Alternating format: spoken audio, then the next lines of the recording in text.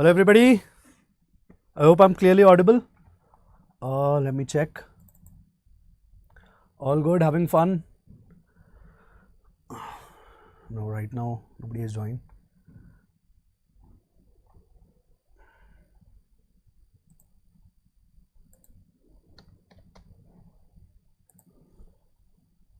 Sorry for being a little bit late. There was some issue with the studio, so it got a little delayed.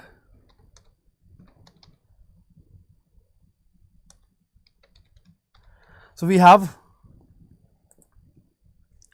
completed our other parts of the curves, the coordinate geometry. Parabola we have studied. We have studied circles and straight lines as well. Now one more important thing which is remaining is ellipse, and yes, as I told you in the starting of the sessions of the initial chapters which we did in coordinate geometry, that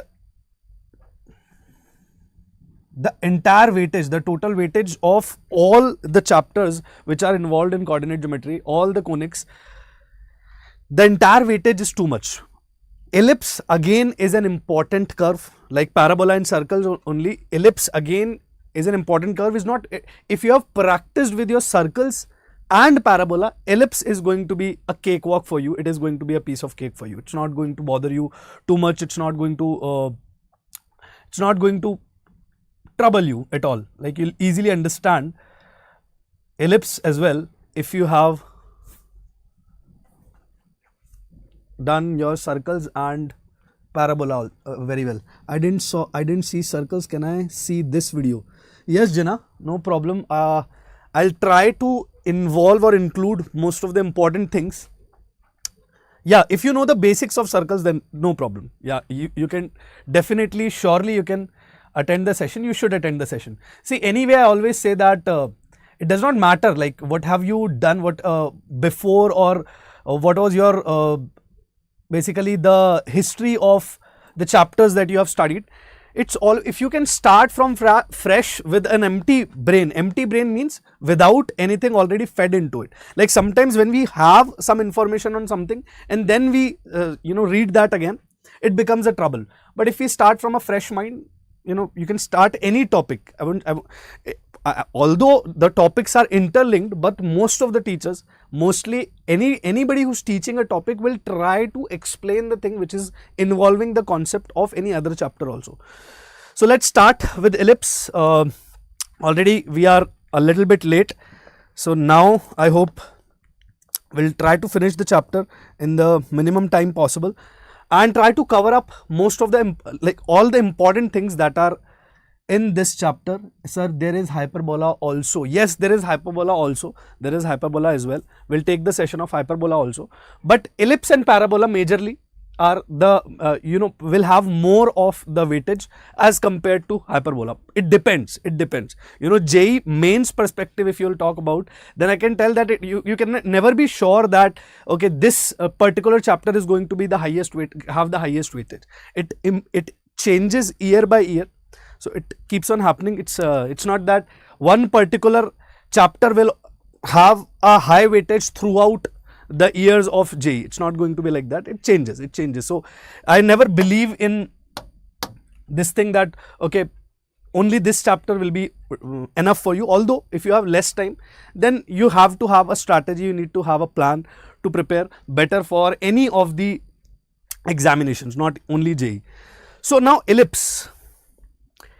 The name is beautiful, right? Ellipse. Like, I like this name. Actually, I really like this name. If I have a pet dog someday, I hope to. My mother does not love, neither my wife. But if I have a pet dog someday, then I'll pakka name it as ellipse. Pakka. Such a cute shape. And all right. So some topics very similar, right? Very similar topics, very similar subtopics which were there in parabola also.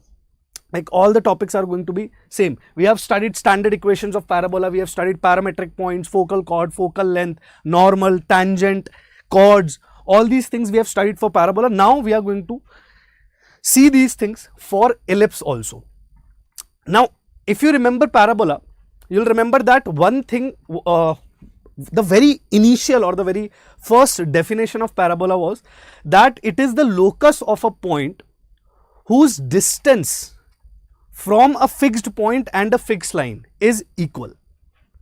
It is the locus of a point. If we take a point, right, now if this point moves in such a way that its distance from a fixed point and a fixed line is always equal, right? We used to call this, if we call it as S, same denotions. If we call this as M, then this was P. Then we said that PS was equal to PM. This point, if this point moves as per this condition, then it is going to form a parabola. Now, what is ellipse?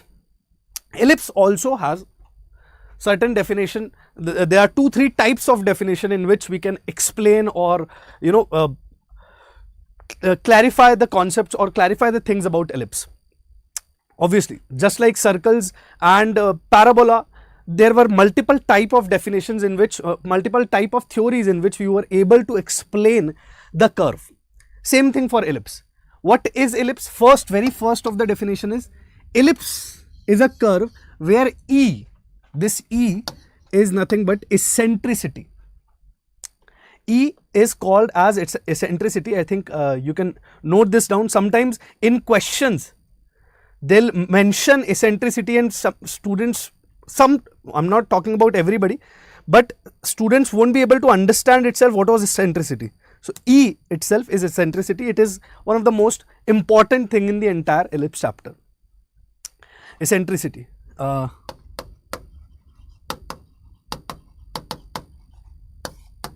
Okay. Now, what was eccentricity in parabola? As I said, PS was equal to PM. Just now we did this, right? PS was equal to PM. This ratio of PS and PM only is eccentricity. This ratio, PS by PM, is E. This thing is E. Now, when PS was equal to PM, eccentricity was 1. That's why we say that for parabola, E is always equal to 1. The eccentricity of parabola is always 1. Why? Because PS is equal to PM, so PS by PM is going to be giving us a 1. In ellipse, what is it? More precisely. In ellipse also, PS by PM only is E. But E will always remain between 0 and 1. It is always going to be smaller than 1, not even equal to. Approximately how long will this lecture be? 3 to 3.5 hours, I'm supposing. It can be less than that also. But yeah. You can watch, it's not necessary that you watch in one go only. The one shots on the channel are for you to watch in breaks also. There are videos. It's not that you have to study live, right? Study till the time you can study with full focus. If not, if you are losing focus, watch it after some time. Watch it in the recording. Not a problem at all. Okay. Eccentricity. Now, yeah, don't deviate me. Whenever this distance from a fixed point, let's say this is focus, and a line, whenever this distance, that means if we take our point as P and this as M, when this point moves in such a way that your PS by PM is less than 1 and greater than 0, or we can say E is less than 1 and greater than 0. In that case, we are going to have ellipse. The locus of the point for which PS by PM is between 0 and 1, that particular locus is going to form us an ellipse. This is the very first definition of ellipse. This is the very initial or the basic of the concept which we need to know for understanding ellipse. Okay. Obviously this E is always going to be constant. So you should know this also. E is always going to be a constant. E is a constant number. Okay. And its value is going to be between 0 and 1 if we are having an ellipse.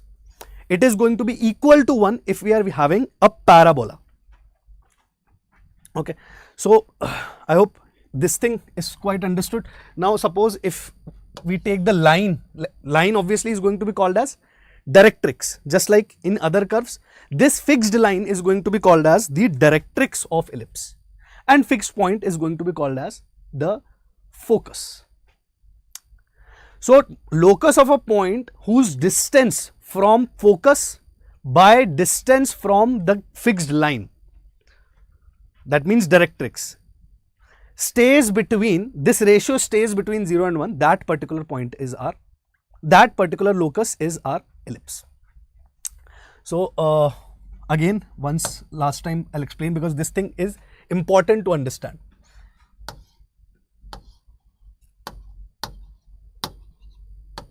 PS by PM.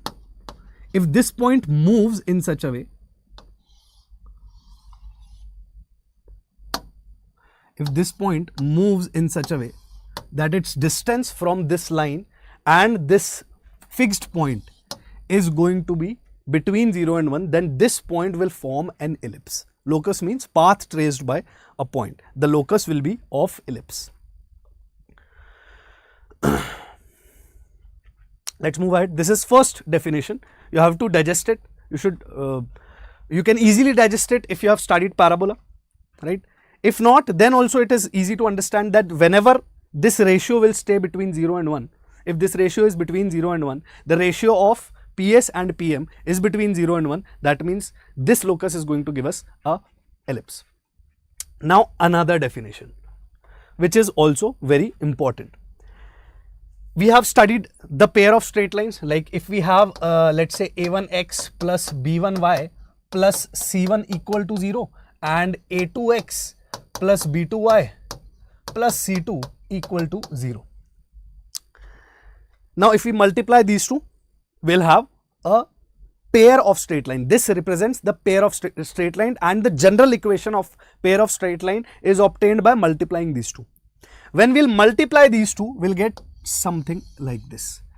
When we'll multiply this, we'll have an x square term, we'll have a y square term, we'll have a xy term, we'll have an x term, we'll have a y term and a constant term.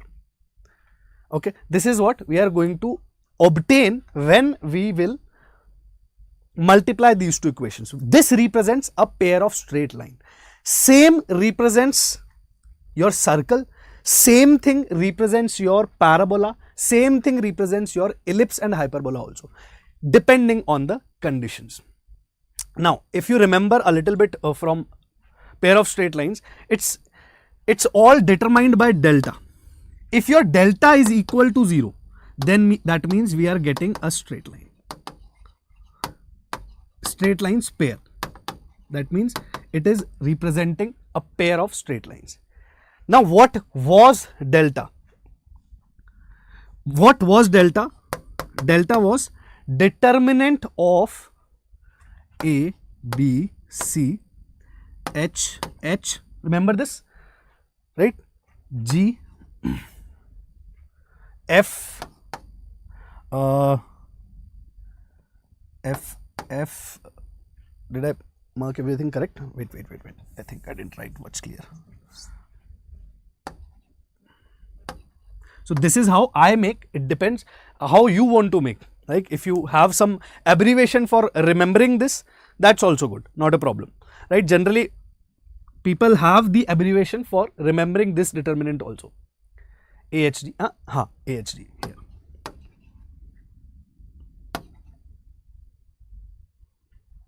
H will come here, F will come here, and only G is remaining now. This is how. If this thing becomes 0, you have straight line.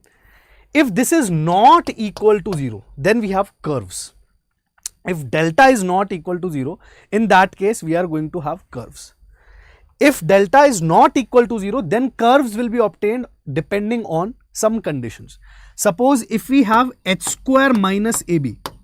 If delta is not equal to 0, then which type of curve are we going to obtain will be determined by h square minus ab. If your h square minus ab is equal to 0, that means we are going to have a parabola. If your h square minus ab in this equation, which is representing pair of straight line, then we are going to have a parabola. If your h square minus ab comes out to be equal to 0, okay. But first, delta should not be equal to 0, because if delta is not equal to 0, then only we are going to, sir, difference between two straight lines is change of y coordinate? Huh? I didn't understand. What are you trying to ask?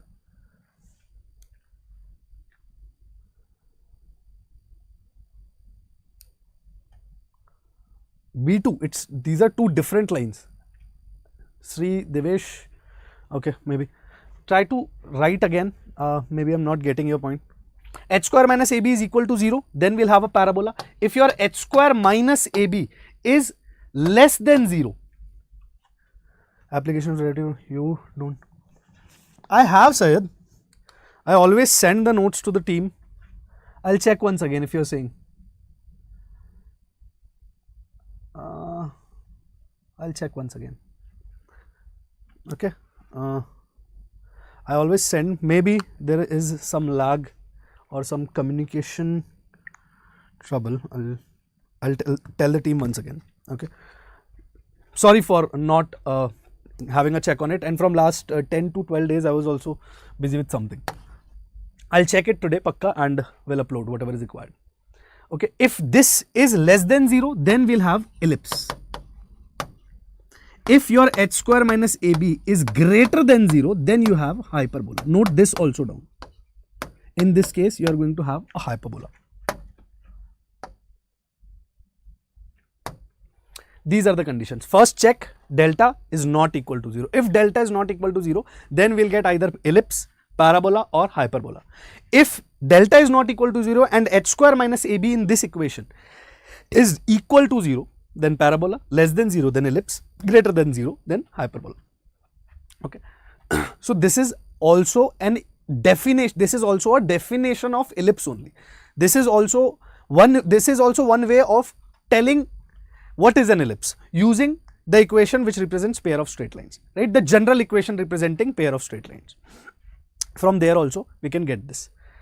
Okay. H square minus AB is less than 0. That means we are going to have ellipse. Determinant is difference between. No, delta, Sri Devesh, no, this is not that delta. Delta is a constant which will be obtained from this only. No, you are getting it wrong. Determinant is not the difference between two straight lines or pair of straight lines. No. Delta is an entity, delta is a constant which value is obtained by this determinant, this particular determinant. And this equation we are getting by when we multiply two straight lines. This is the general equation of which represents the pair of straight lines. Okay, so delta not equal to 0 is one condition, and H square minus AB should be less than 0, second condition. Let's do a question based on this particular thing only.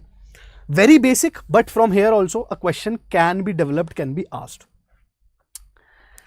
The set of real values of k for which the equation, this is an equation, general equation which is representing pair of straight lines. This equation, if we want this equation to represent an ellipse, given that it's not pair of straight lines, it is already given that it's not the pair of straight lines. What does it mean? If this equation is representing a pair of straight lines, then delta will be equal to 0. If it is not representing a pair of straight lines, then delta will not be equal to 0. So first condition, we already have that our delta is not equal to 0. First condition is already given in the question. For this equation to represent an ellipse, we need only two things. First, that my delta should not be equal to 0. Second, my H square minus AB should be less than 0. Delta is not equal to 0 is given in the question. They have said already in the question that Baba, delta is not equal to 0 because it is not representing straight lines, pair of straight lines. So now we have to check only for the second condition. That means my H square minus AB should be less than 0. Now for this, although very easy to apply this, but practice, do it on your own so that you can easily identify HGF from here, right? That is what is going to be important, right? So what is your A? I'll write everything. What is your A? A is your k plus 1. Remember the equation ax square plus 2hxy plus by square plus 2gx plus 2fy plus c equal to 0. That's the entire equation. Ax square, that means your a is k plus 1, right? 2hxy, 2hxy, that means your h is, from here can we get h? First let's write b. What is your b? B is going to be 1. Coefficient of y square is b. B is 1. What is your c over here? C is a constant, c is 3. Not a problem. What is your f? Fy, coefficient of y, right? Coefficient of y, half of the coefficient of y. 2fy, I'm sorry, fy is your just a minute. 2fy is in your general equation. Here we have 2y. So according to this, what is your f? F becomes equal to 1. F becomes equal to 1. 2fy, right? So f is going to be equal to 1. I'm just writing all the things, although we don't need in the question. What is g? G is coefficient of x. 2 into gx. 2 into gx. This term should be 2 into gx. G is half of the coefficient of x, basically. Half of the coefficient of x. So minus 1 by 2. What is g? Minus 1 by 2 is going to be your g. H. What is your h here? 2hxy. 2hxy. So h is just going to be equal to minus of 1.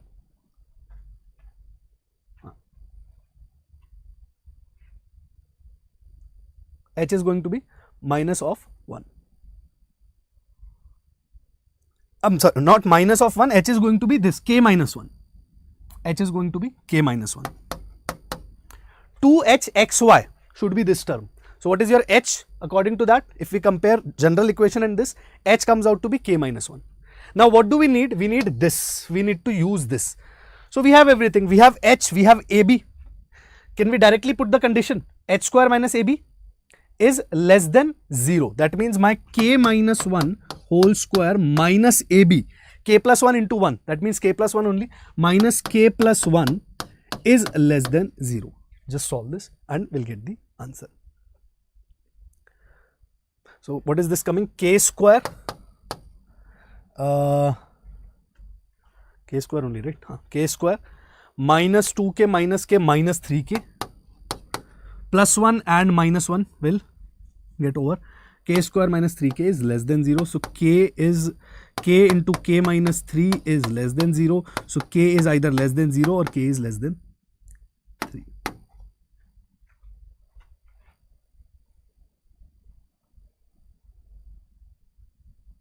Okay.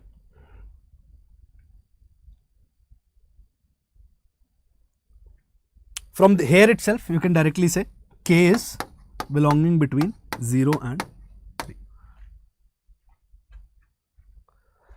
Not k is not less than 0. Yeah, Bunny, you can watch, but I would strongly recommend that watch the other chapters also. You'll always have this chapter on the channel. You can watch the recording, not a problem at all. Okay. From here we can say k is between 0 and 3. You'll have to use wavy curve. You'll have to plot these points 0 and 3. 0, 3, plus, minus, plus. We want this particular portion, so between 0 and 3. K should be between 0 and 3. That will be the values of k. So very initial of the concept, easy also, we can easily understand this. Can you upload a lecture on continuity and differentiability? Yes, we have done limits, right? So now we can take continuity and differentiability also. Differentiation is already there, Gokul, on the channel. Differentiation is there, but if you want to tag along both of them, yeah, continuity and differentiability, all right, I'll plan. But before that, I'm planning to take some sessions of class 12 also, because very few are taken so far. Now, standard ellipse and their equation. This is the main part. Here the chapter will begin. Standard, just like we have the equation of parabola y square is equal to 4ax and other things, right, and other types. Similarly, we need a general equation of or standard equation of our ellipse also. The end of my question is, sir, that I can't understand straight lines. Why beta? Why straight lines? Just watch the lectures, whichever, watch 2-3 times. Okay, it's straight lines is the foundation of entire coordinate geometry, so you'll need to understand straight lines. If you're facing difficulty in remembering the formulas, solve some questions.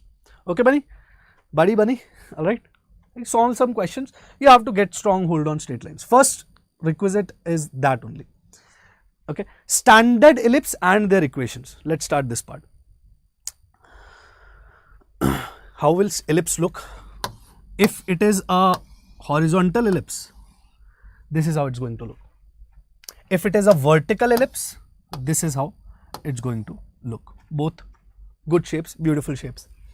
Okay, this is how it's going to look if we are talking about ellipse. Parabola you know already. Now, because it's a closed figure now, it is a closed figure. Now, in this everything will be two. In parabola we had one vertex, one focus, one directrix. Here two things. Reason is there will be one focus here, one focus over here, one directrix over here, one directrix over here, one vertex over here, one vertex over here, and yeah, okay.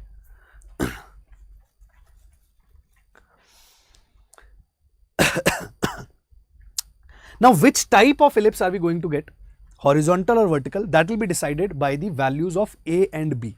What are A and B? In the general equation of standard ellipse. Okay. I'll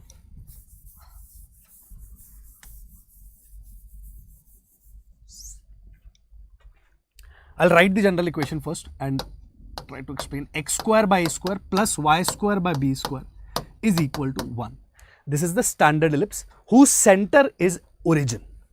Whose center is 0, 0, that means origin. Now, how will it be decided that the ellipse which we are going to get is horizontal or vertical? If A is greater, then I am going to have from A and B. If A is greater than B, then I am going to have a horizontal ellipse. If A is smaller, then I am going to have vertical ellipse, or B is greater, then I am going to have vertical ellipse. If my A is greater, then I'll have, if this thing is greater, then I'll have horizontal. If this thing is greater, then I'll have vertical ellipse. This is the standard equation of an ellipse whose center is at origin. Now pay attention at small things. Center is at origin. Sir, center is in circles. How come you are telling center in ellipse also? Yes, there is center in ellipse also. There is a center in ellipse also. Okay. Now, other things about ellipse. This coefficient of x square and y square should be 1 only. The standard equation of ellipse having center at origin should look exactly like this. This side should be 1. If you are writing the standard equation, and from standard equation only we'll be able to derive out the other points or other entities which the question is asking from ellipse. Okay, this is how it's going to look like. If it is a horizontal ellipse, now let's take the first case, which is horizontal ellipse, right? Okay, let's take the first case. So now I'm saying horizontal ellipse, that means my A is greater than B. If I'm saying horizontal ellipse, that means my A is greater than B. Now pay attention here. Thanks for listening. Thank you, Bunny. Okay. Now, if I have a horizontal ellipse, now pay attention at the things which we need to know about ellipse by looking at the standard equation. Okay, or by looking at an ellipse, you should be able to derive out these particular things. Just like in parabola, latus rectum, axis, directrix, focus, vertex, all these things only. But obviously the figure has changed, the curve has changed. So these things are also going to change. A is greater than B. In this case, horizontal ellipse means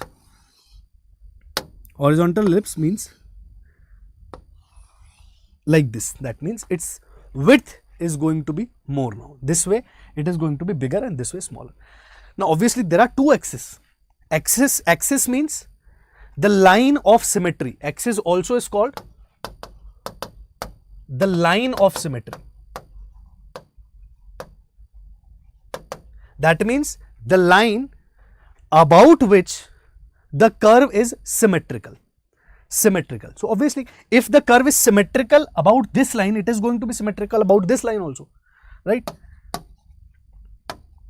Now center is 0, 0 because of this standard ellipse. My center is 0, 0. In standard ellipse in this form, its center is going to be 0, 0. That means origin for sure. This is x-axis. So now two axes are there. Definitely, yes, two axes are there. X-axis is the major axis and y-axis is your minor axis. Remember this also. If you have horizontal ellipse, then horizontal axis is going to be your major axis and vertical axis will become minor axis. Obviously, there are two axes. We can clearly see that. So we have to name them, right? Major and minor axis. Now, listen to this point very carefully. From the center, your focus, there will be two focuses. There will be two focuses. So we'll call them foci, plural, right? So foci. There will be two foci. Let's say S and we'll call this S dash. General notations only I'm using. From center, the focus will be AE distance ahead of the center. The focus will be AE distance ahead of the center and AE distance behind the center. The two focuses will be, the two foci will be AE units ahead of the center, from the center. If center changes, then this thing here AE is okay. There also it will be AE from center. If the center changes, then also it is going to remain AE. The definition of focus is that focus is always going to be equal AE units ahead of the center and AE units behind of the center. I'll tell you what is E, how to find E and all. Right now just note or understand the things what we need to know about the ellipse. So focus is going to be AE distance, AE units ahead and behind the center. Okay. So coordinates, if we want to write coordinates, we can easily write over here. This will be AE, 0 and this will become minus AE, 0. Right? Coordinates of the focus. Alright. Vertex. Vertex. There will be obviously both of them are vertices only. Both of them are vertex only. So vertex is going to be at A, 0. A units ahead of the center. It's not A, 0. Just remember it like this. Vertex will be A units ahead of the center and similarly A units behind the center. Vertex. This is vertex. Sir, are these two also vertex? No. The definition of vertex is that where the curve is intersecting its axis, and here although we have two axes, but mainly if we are talking about horizontal ellipse, then main axis is the major axis only. So yes, you can call these also as vertex if the question is asking and defining that they are talking about vertex of the minor axis. Generally, I have not seen any question which is demanding these two vertexes, but they can make any question like this. So remember, if they are talking about this vertex, then they'll have to say vertex of the vertical axis for horizontal ellipse. Okay, for horizontal ellipse. Now directrix. Directrix. Okay, before directrix, some more things which we can understand over here. So if I mark this point, which is generally marked as A, and let's say A dash. So A dash is going to be my length of major axis. This is my length of major axis. What will be the length? Can we easily identify? Yes. Length, distance formula, length will come out to be equal to 2A. So length of major axis is 2A, and we can also write, if we mark these points as B and B dash, length of minor axis will become 2B. Why? Because see, in this equation, why this is coming as A, 0. In this equation itself, if you put y equal to 0, then this point will be A, 0. Then x will come out to be A, right? In this equation, the standard equation of ellipse, if you put y equal to 0, you will get x equal to A. So A, 0, right? And x is equal to A and minus A, plus minus A, x square, right? So x will come out to be plus or minus A. So vertices are a comma 0 and minus a comma 0. Same thing you can find these points also. If you put x equal to 0, on y-axis x will be equal to 0. So y will come out to be plus or minus b. So if this is b comma 0, this one will be minus b comma 0. So my length of minor axis, my b dash, that means length of minor axis is going to be equal to twice of b. More important is length of major axis only.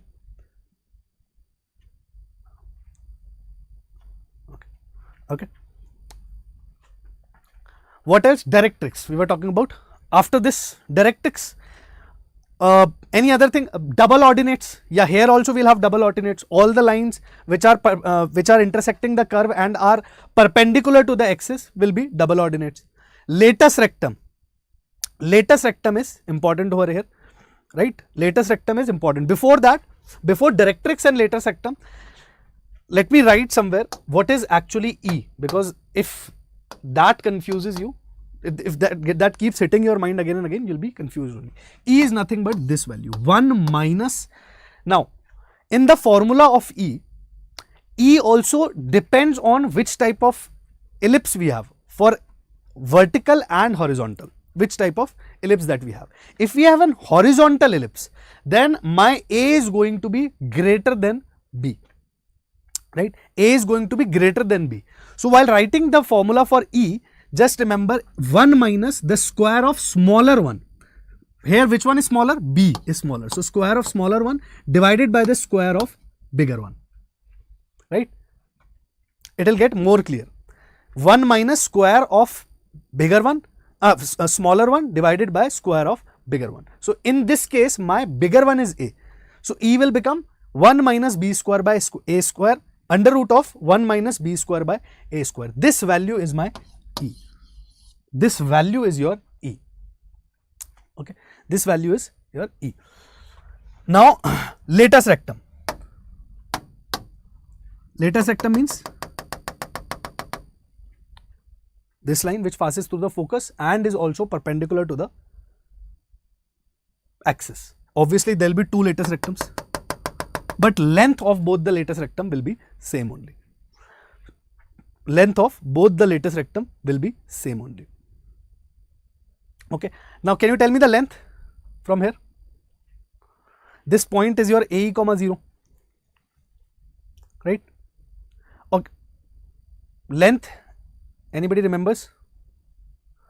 Simple formula, length, write it down, length of your latus rectum is going to be 2b square by A. Here also same thing, 2 into, nice Louis, how do you,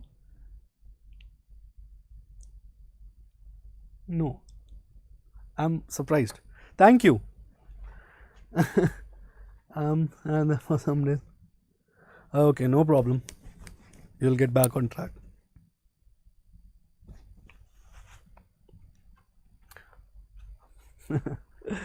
Okay, length of latus rectum, that means 2b square by A.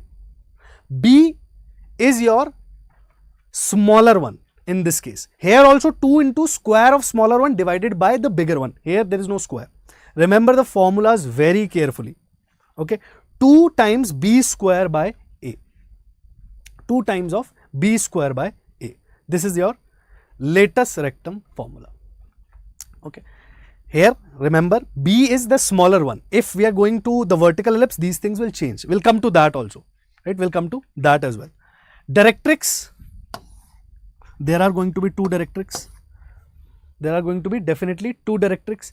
Directrix will be your directrix. The distance of directrix from your center will be equal to A by E. This directrix will be A by E units away from the center.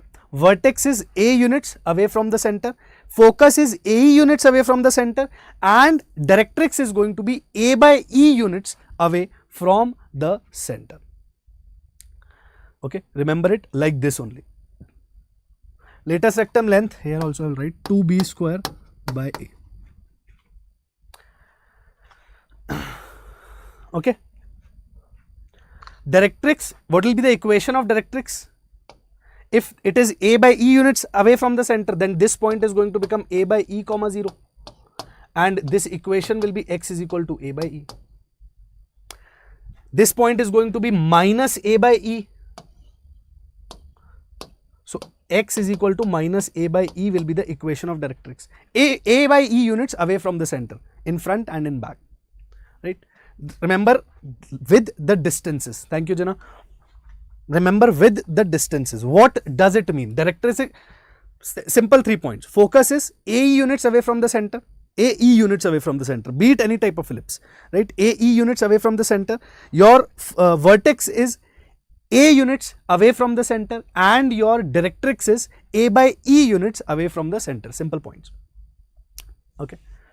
Okay, everything is squeezed and summarized over here. Let's read major axis, along x-axis and of length 2a. This is talking about the horizontal ellipse. A is greater than B. Okay, we are talking about the horizontal ellipse. Along axis and of length 2a. The length of major axis will be your 2a and minor axis length will be 2b. Foci will be AE comma 0 and minus AE comma 0. Directrices, two directrices, one will be x is equal to a by e, another will be x is equal to minus a by e. Eccentricity is given by E is equal to square root of 1 minus square of smaller one divided by square of bigger one. Square of smaller one divided by square of bigger one. Remember it like this only. X is equal to AE and x is equal to minus AE, and length of latus rectum is given by this.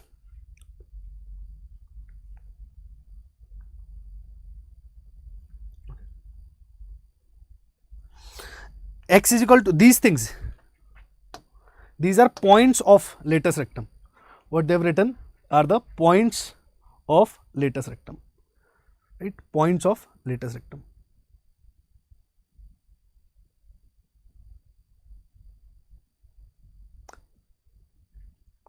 Anything else which is remaining? I don't think so. We have all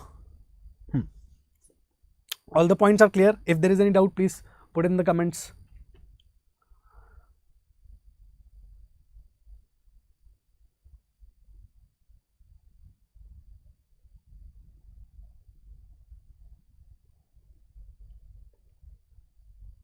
The equation of latus rectum is written.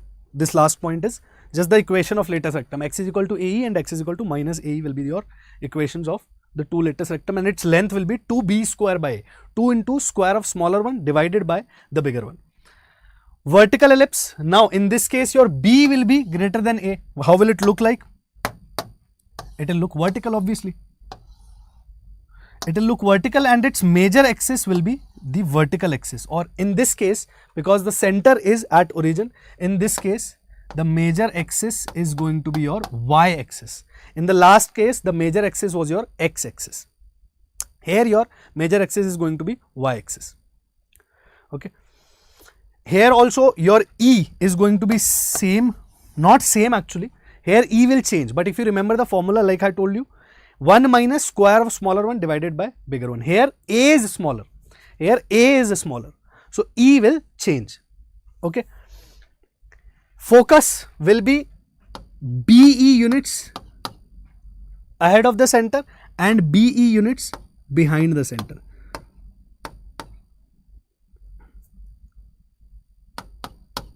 BE units ahead of the center, BE units behind the center. Here instead of A, B will come.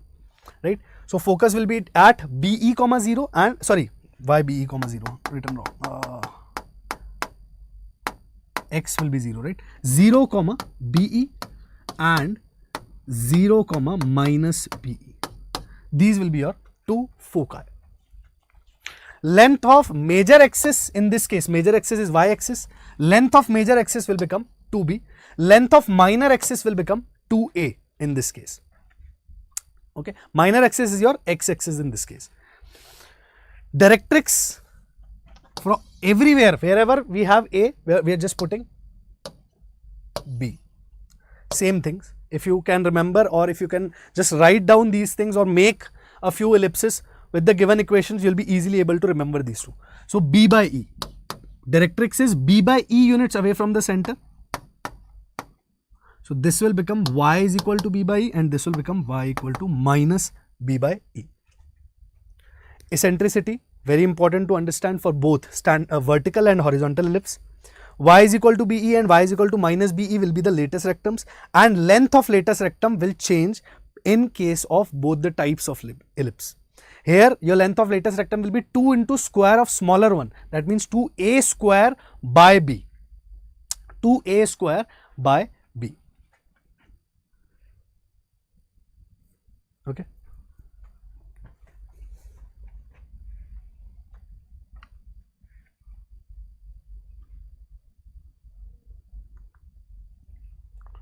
Now, if the center is not, what is the center? Center you have understood, right? Where both major and minor axes are intersecting. If the center is not origin, if it is not 0, 0, let's say it is some point h, k. It is at some point h, k. It is at some point h, k. In that case, this will be your standard equation of ellipse. In these cases, your center was at 0, 0. The center was the center. The center was the origin. But now, your center is not origin, it's some point on the coordinate plane which is h, k. So, your standard equation of ellipse will change. It will become, instead of x, we are writing x minus h, and instead of y, we are writing y minus k, just like in circle and parabola and other things, right? Same, everything is same. Instead of x, we have x minus h. Instead of y, we have y minus k. Here, we have 1 only. This is also standard equation of ellipse whose center is at h, k. Oh, great. Great, Louis. You send me a request. I'll add. I didn't know. Okay, great. Alright, this is your standard ellipse only, but now center is not at 0, 0. It is at h, k. Simple thing to understand.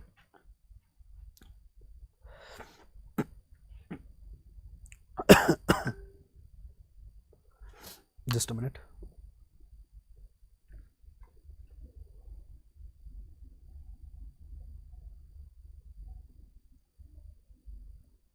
Here also vertical and horizontal will depend on the values of A and B.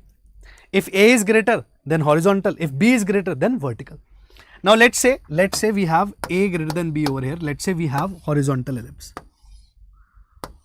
Let's say we have the horizontal ellipse now. Okay. Center is not 0, 0 now. Okay. Center is not 0, 0. It is some point h, k. Now foci. Where will be foci? Foci, what is the definition of foci? It is AE units away from the center. So, AE units away from the center and on axis only. It is on axis only, but AE units away from the center. So, it is going to be h plus AE. The x coordinate will become h plus AE. Y coordinate will remain same because the focus is on the same axis. Okay. This will become minus of h plus AE, comma k. Okay. H plus AE, comma k. Here this point is only important to remember or understand. Rest of the things you can easily understand if you have done the same in parabola also. There is nothing different. Just need to remember that. Remember these small points. Depending on the different varieties of curves, these small points will take care of your questions. Don't worry about them. Okay, focus is going to be AE units away from the center. It is not AE, 0 always. It is AE units away from the center. Center now is your h, k. Let's see some questions on all the varieties of ellipse that we have. Okay, all the three on same page. Okay, great. First one, standard variety. Center is origin. Pakka center is origin. What is your A?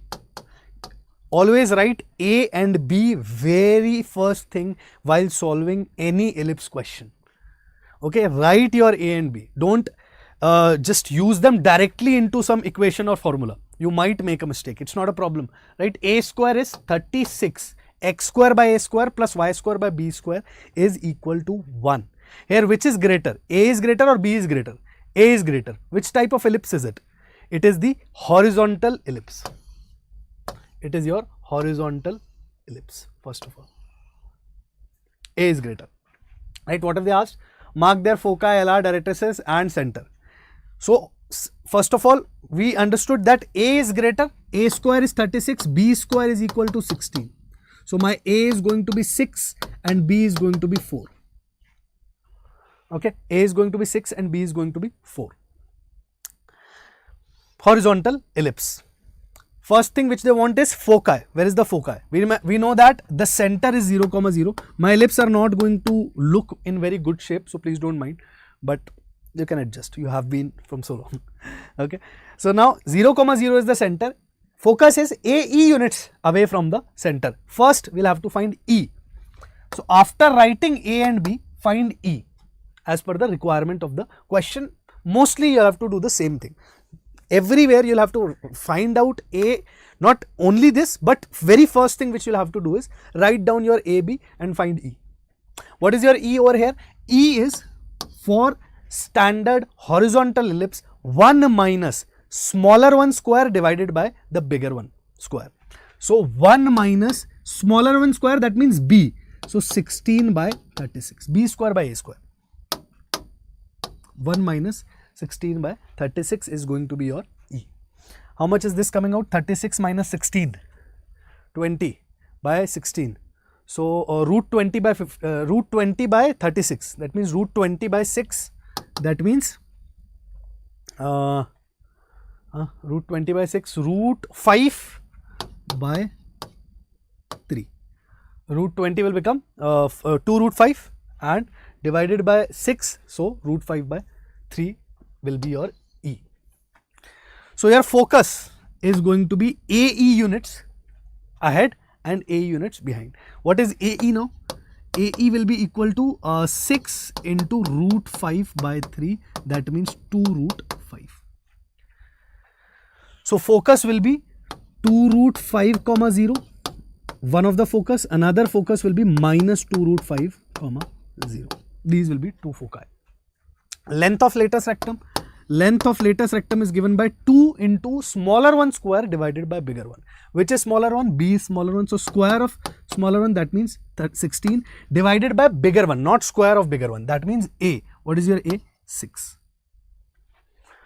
Right. This will be your 2 3s. So 16 by 3 will be your latus rectum. Then they asked directrices. Directrices, that means this one and this one. What is directrix? Directrix is A by E units away from the center. So A by E, that means 6 by root 5 by 3. Right? 6 by root 5 by 3. So 6 3s are 18. Directrix, I'll write over here. X is equal to A by E, one of the directrix. So what is A? Your A is 6 and E is root 5 by 3. So this will come out to be 18 by root 5. 18 by root 5 will be your directrix. What else? Center was already known, 0, 0. So do these things, how much ever simple they look to you, do them on your own ones. Then only we start building the confidence. Okay. All right. Everything, whatever the question asked. Latus rectum is done. Latus rectum length is done. Directrix we have found. What else?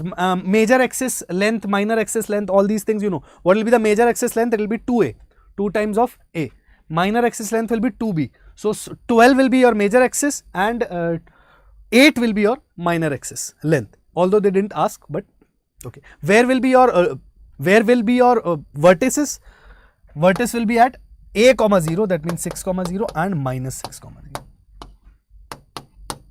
So directrix also, I'll write X is equal to 18 by root 5 and X is equal to minus 18 by root 5. This one will become X is equal to minus 18 by root 5. Okay, 2 directrix also we got. Okay, everything is made over here. The length of latus rectum we found wrong here. No, correct. Right. All right. Now, not in the standard form. Right. That was in the standard form. So, not challenging. What if it is not in the standard form? We have to bring it in the standard form. For that, we'll have to do completion of square. So, if you don't remember or if you have forgotten what is completion of square, you can pause and quickly just recollect what is completion of square. It is a very small thing. You must have studied in 9th or 10th, but yeah, that is going to play an important role when we are dealing with an ellipse which is not written in standard form. First thing is completing square. So bring your x terms together. 9x square minus 36x together plus 16y square. First step, or learn it here only, no problem, don't go anywhere. 16y square plus 32y minus 92. Keep x terms together, y terms together. Now our job is to make squares. Okay, so we have 9x square minus 36x. I want to write a whole square over here. So first thing will be that I'll take 9 common.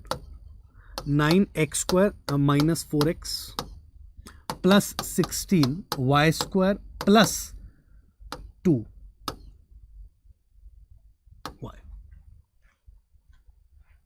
okay is equal to 92. This, right? First thing, first step. Second step is now make squares over here. We have x square minus 4x, but I want a whole square. What should I do? Plus 4 and minus 4. If I add 4 and subtract 4, if I write 9 x square minus 4x plus 4 minus 4, I'll have a square inside. Then here also I'll do the same thing. 16 y square plus 2y I have. So plus 1 and minus 1.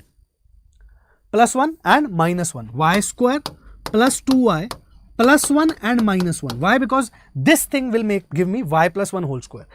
Just like this thing will give me x minus 2 whole square. This will give me y plus 1 whole square. For minus 1, I'll adjust. Now, what do we have? 9 into, this part became x minus 2 whole square. 9 into minus 4 we'll put it outside only. 9 into minus 4 minus 36. Plus 16 into, this part is y minus 1 whole square. Minus 16 into minus 1 will become minus 16. We'll keep that aside. Is equal to 92. Now take all the constants on all these things.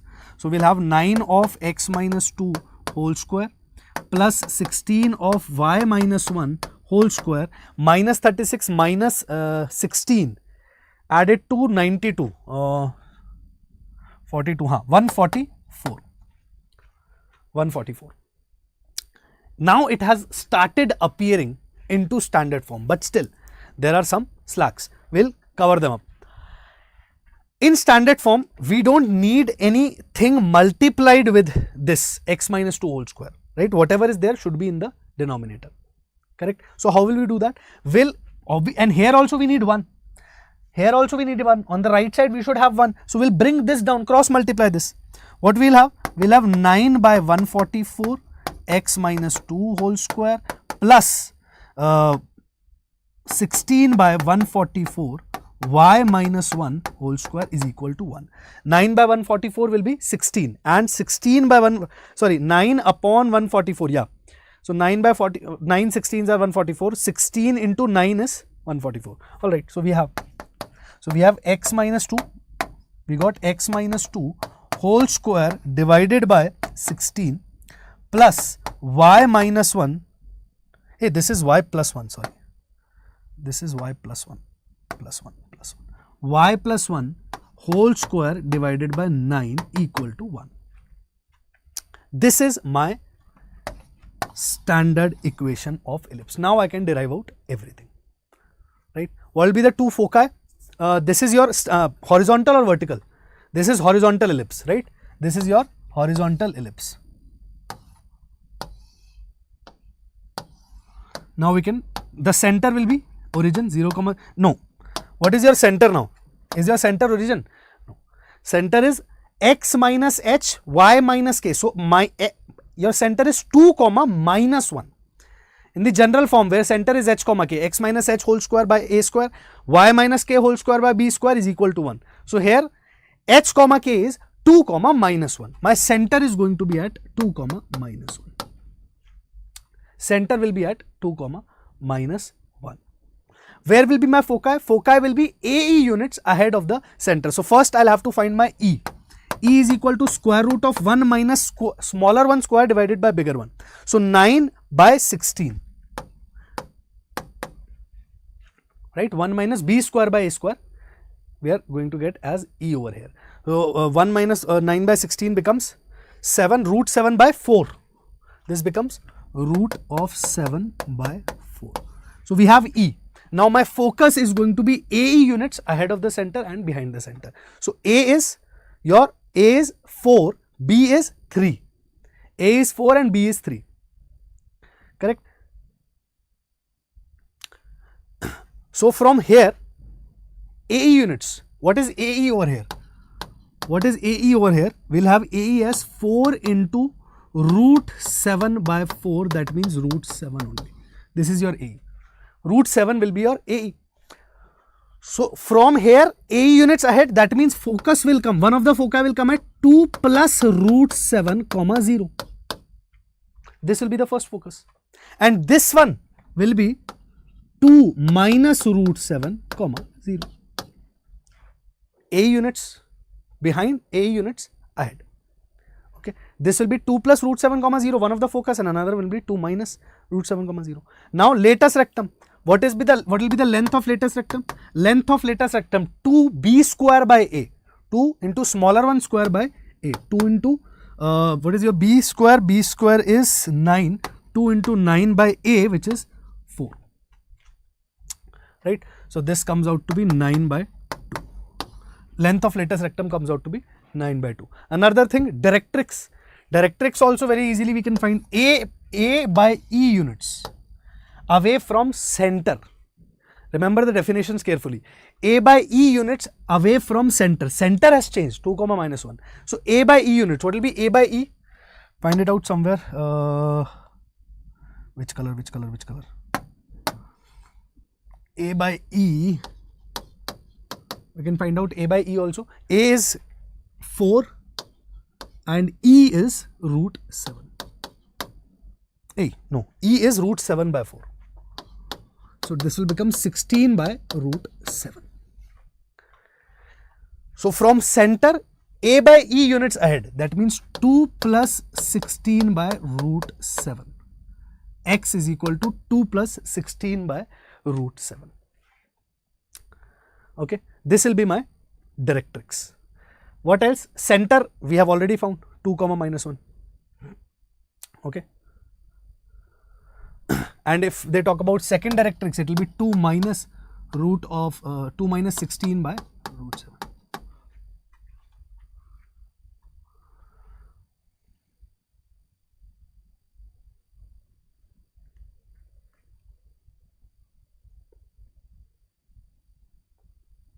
All good? All correct?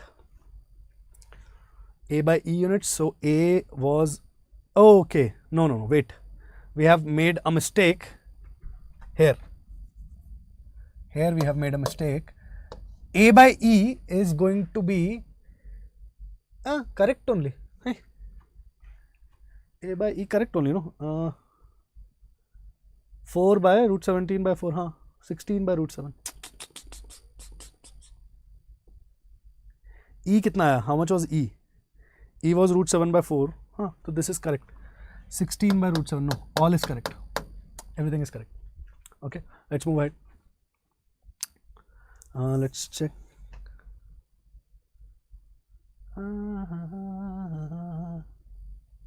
Hey, how have they? This is wrong. This is pakka wrong, no? Or we made a mistake. A is definitely equal to 4. Yes. A by E units. So 4 by root 7 by 4. 16 by root 16 by root 7. 16 by root 7. Maybe here is some mistake. If you find anything, please write in the comments. In this case also, it is very much sorted already, so no need to worry. What we need to do is bring this 36 down. X minus 1 whole square divided by 9 upon 36, that means 4, plus y minus 2 whole square divided by 4 by 36, that means 9, equal to 1. Write in this form first before deriving out the other points. Now in this case, our B is greater, A is smaller, so we are going to have a vertical ellipse. Center being at 1, 2. center being at 1, 2. We are going to have a vertical ellipse now. Vertical, right? B is greater. So your A square is equal to 4, B square is equal to 9. This gives your A equal to 2, your B equal to 3. Okay, first. So what will be your E? E will be equal to square root of 1 minus A square by B square. Vertical ellipse. Smaller one square divided by bigger one. So this is going to be square root of 1 minus of 4 by 9, 5 by root 5 by 3. Root 5 by 3. This will be your E. So what all, now we can easily find things. For vertical ellipse, what is the focus? Focus is BE units ahead and behind the center. So BE, what will be your BE? BE will be equal to 3 multiplied with E, which is root 5 by 3. Cancelled. So root 5. This is your BE. Root 5 units ahead of the center and root 5 units behind the center. So X will remain same. It is vertically changing. So 1, 2 plus root 5 and 1, 2 minus root 5. These will be your two foci. Center we have already found. 1, 2. What else? Directrices A by E. Directrices, for directrix we will need to find A by E. Right? Directrix is A by E units ahead of the center and behind the center. So A by E we can easily find. What is your A2 divided by E, which is root 5 by 3. So this will become 6 by root 5. 6 by root 5 only, no?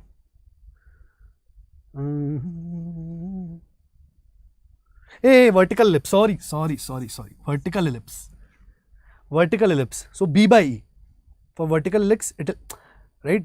We did make this mistake. No, directrices are B by E and minus B by E.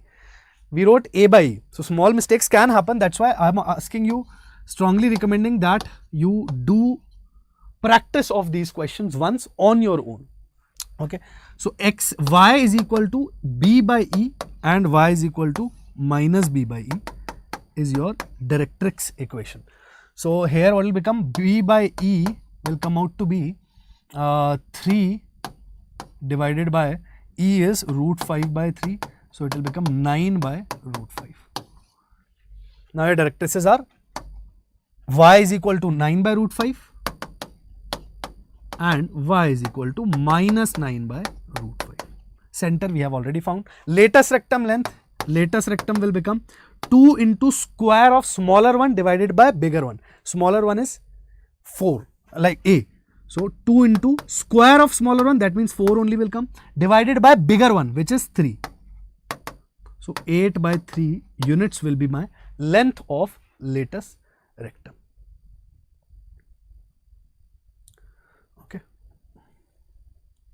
All the things, practice them once on your own.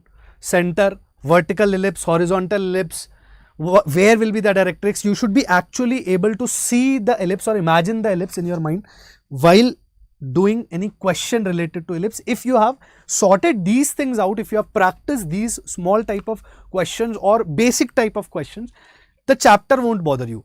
Only thing which can bother you is this part. Rest of the things are very much similar to the other conics. So only this part you need practice very well. So do this part 2-3 times at least on your own without taking any help. Okay, without taking any help. Vertex also, vertex they didn't ask, but anyway. Okay, there will be an elaborated diagram. Yes, look, things are fine. Whatever we have found looks pretty much simpler. They have derived some more things also. The vertices 1, 5 and 1, minus 5. So here it will be 0, b and 0, minus b. 1, b and 1, minus b, because center is not origin now. Center is 1, 2. Okay.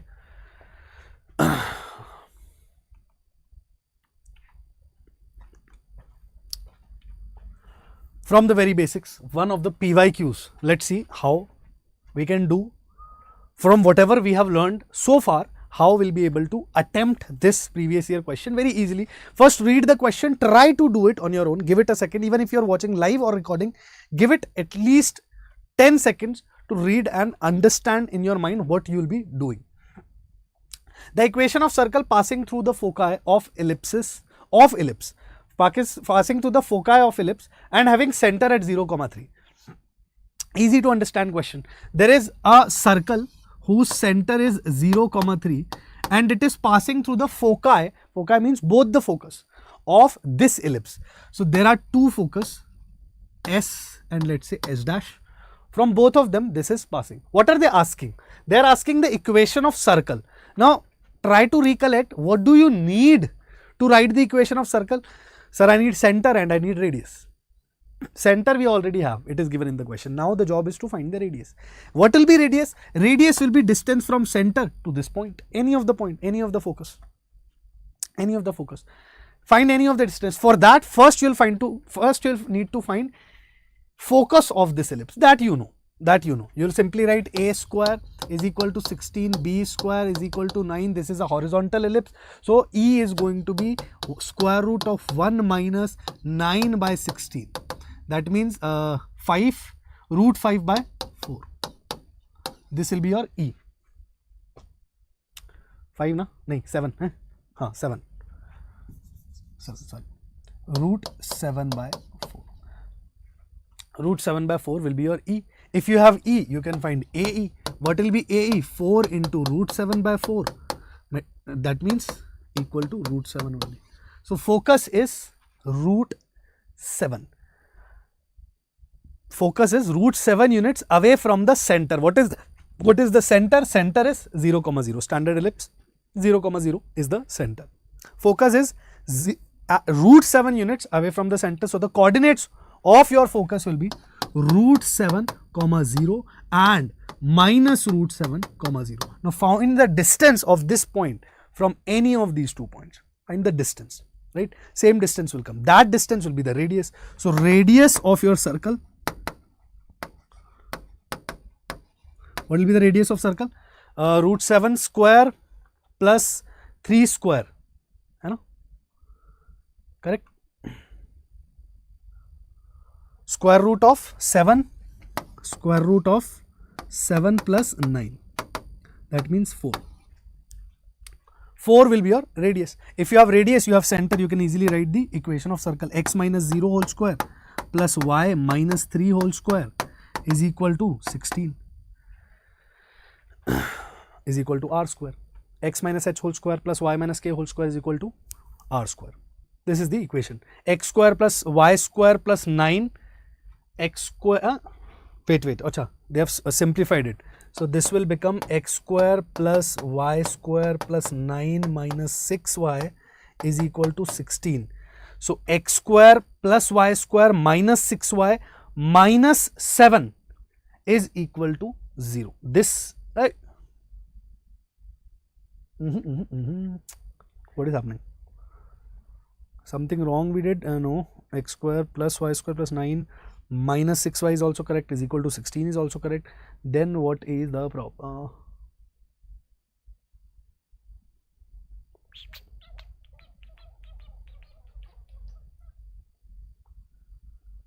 Minus 7 should come over here, no? Or we are doing something wrong.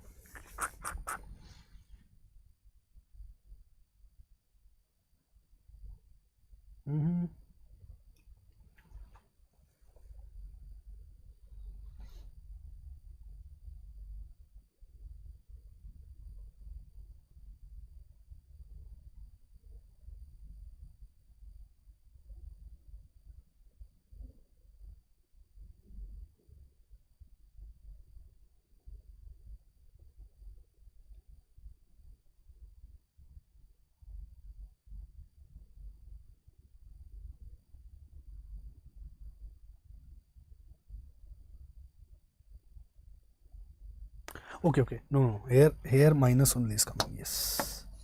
After opening this, minus x square minus y square minus 6y minus 7. First option is coming. Yeah. Not second option. First option is coming.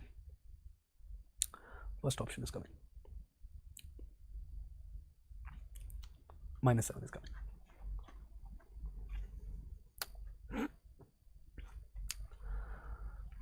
One more of the PYQ only.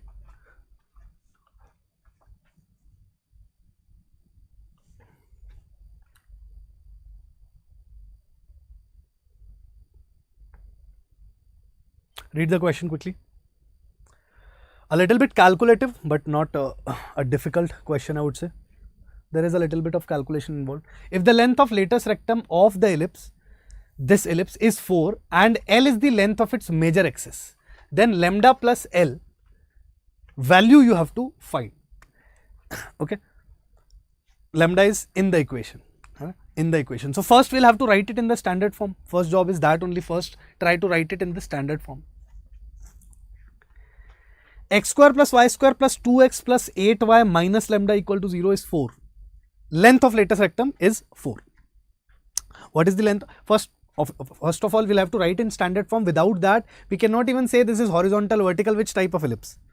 Okay, what will be the other length? So first job is to write in the standard form. How to write? Square completion method. We did a question just now, right? Revise that if you need to, but we did this type of question already. So bring the x terms together, x square plus 2x, y terms together, that means 4y square plus 8y minus lambda equal to 0.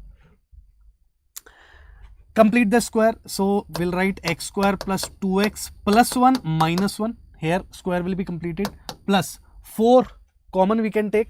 So 4 into, I'll write here only 4 into y square plus 2 plus 4 into y square plus 2y minus lambda equal to 0. So plus 1 minus 1 here we did. Now 4 into y square plus 2y, here also plus 1 minus 1, here also plus 1 minus 1 equal to lambda. We'll write lambda over here. Now x plus 1 whole square, okay, minus 1 will remain as it is, plus 4 into y plus 1 whole square. This 4 into minus 1, minus 4 will come over here. Okay. So we have x plus 1, I'll just squeeze it, x plus 1 whole square plus 4 into y plus 1 whole square, minus 1 minus 4 will go that side, equal to lambda plus 5. Equal to lambda plus 5. Do we have the standard form till now?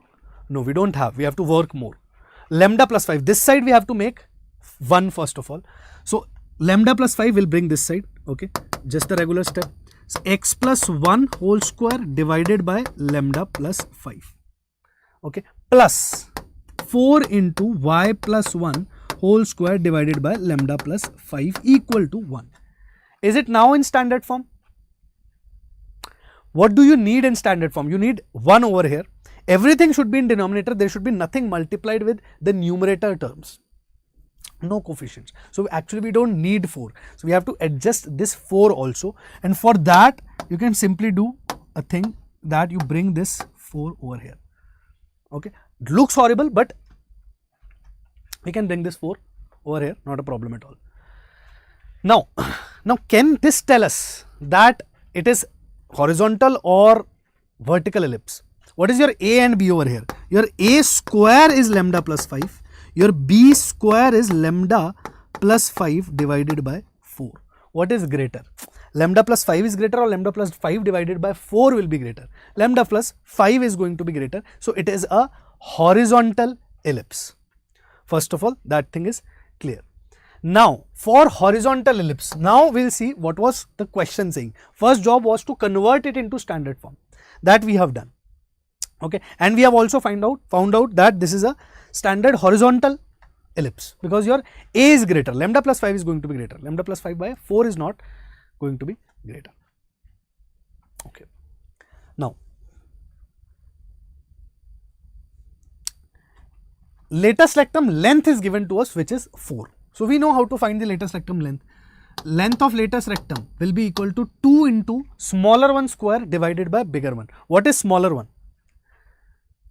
What is the smaller one over here? Lambda plus 5 by 4 is the smaller one. So 2 into lambda plus 5 divided by 4. Divide by 4, instead of that Okay, can I directly write? Do you mind if I directly write? 2 into lambda plus 5 divided by 4 will become lambda plus 5 divided by 2 only. So lambda plus 5 divided by 2. 2 into b square. B square only is lambda plus 5 by 4. Okay, b square itself is lambda plus 5 by 4. Right? And what is a now? 2 into b square by a. So what is a? A is square root of lambda plus 5. A is square root of lambda plus 5. So x by root x will be root x only, and this 2 will remain over here. So it will just become lambda plus 5 square root of lambda plus 5 divided by 2, which is given to us as 4. That means my lambda plus 5 will come out to be 8 square, that means 64. So lambda will come out to be 64 minus 5, that means 59. This will be my lambda. I have found out the value of lambda. Right? I want lambda plus L, where L is the length of major axis. Length of major axis. That will be equal to 2 times of A or 2 times of B. 2 times of A, major axis, horizontal ellipse, standard parabola. 2 times of A it will be. What will be A? What is A over here? My A is root of lambda plus 5. So 2 into square root of lambda plus 5. That means 2 into square root of 59 plus 5. That means 2 into square root of 64. That means 2 into 8. That means 16 units. So L plus lambda, that means lambda plus L will be 59 plus 16. That means 75. 75 will be our answer. Calculative, not lengthy, not difficult, tricky, or there was no hi-fi kind of concept or math was involved here. And you'll see that when you are strong enough with parabola and circles, no, ellipse will actually feel very much easier for you. Otherwise, when some students do not command over circles and straight lines and parabola, they directly jump onto ellipse and hyperbola, they feel very difficult. They feel the chapter is very difficult to understand. It is all connected. If you directly jump onto ellipse, it will feel a bit difficult for you. But along with the other chapters, it is going to be a cakewalk. 75. Read the question. Now here, generally, what they need for if they are involving latus rectum in the questions, they'll generally talk about its length only. Sometimes they'll talk about endpoints and other things. Generally, they'll talk about length only. So length of latus rectum, these small formulas, you have to remember. It should be by-hearted. It should be on your tips. Okay, one more thing. Before starting this question, one more thing I would like to point upon over here or focus on over here. We write that my E is equal to square root of 1 minus B square by A square. Okay, horizontal ellipse. Okay. Can I also say, if I square both the sides, can I say E square A square is going to be equal to A square minus B square? Take a minute. Check this. This is correct, right? I squared both the sides. Took the LCM there on the right side. So A square will come on this side and that side will have A square minus B square. So I can also write this. I can use this. Using E in this form, if I want the value of E and I have B and A, no problem. I'll need this form only. But if I'm using equation involving E, then it's better to use this. Suppose in some question you need to find A, B and E, or A and B or E is given, something like that. Then this equation can be useful. So note this down, remark, I'll write. Remember this also, right? It makes easier for you to solve the question and make it less complicated. For example, over here, let's pay attention. Find the equation of ellipse with center at origin, whose major axis is x-axis. That major axis is x-axis, that means horizontal ellipse. That means your A is greater than B. First thing that we know. Okay, major axis is x-axis length of its minor axis is equal to distance between foci. The length of minor axis is equal to the distance between the two focus. That is one thing. And latus rectum is of 10 units. Length of latus rectum is also given to us, which is 10 units. Horizontal ellipse, center is at origin. We can write the equation x square by a square plus y square by b square is equal to 1. Okay. This thing we can write x square by a square plus y square by b square equal to 1. A is greater than b. This question is telling me that a is greater than b. Length of minor axis. What is the length of minor axis? 2 times of b. For horizontal ellipse, length of minor axis will be 2b. Okay. Yes. Length of minor axis is equal to the distance between foci. What will be the distance between minus AE, 0 and AE, 0? Obviously, it is going to be 2 times of A. 2 times of A. That means the question is telling me 2B, which is length of minor axis, is equal to 2 times A into E. 2AE. Distance between foci is going to be 2AE. These things, although these can also be mentioned while teaching, right, everything, but these things are logically you can obtain from your mind, right?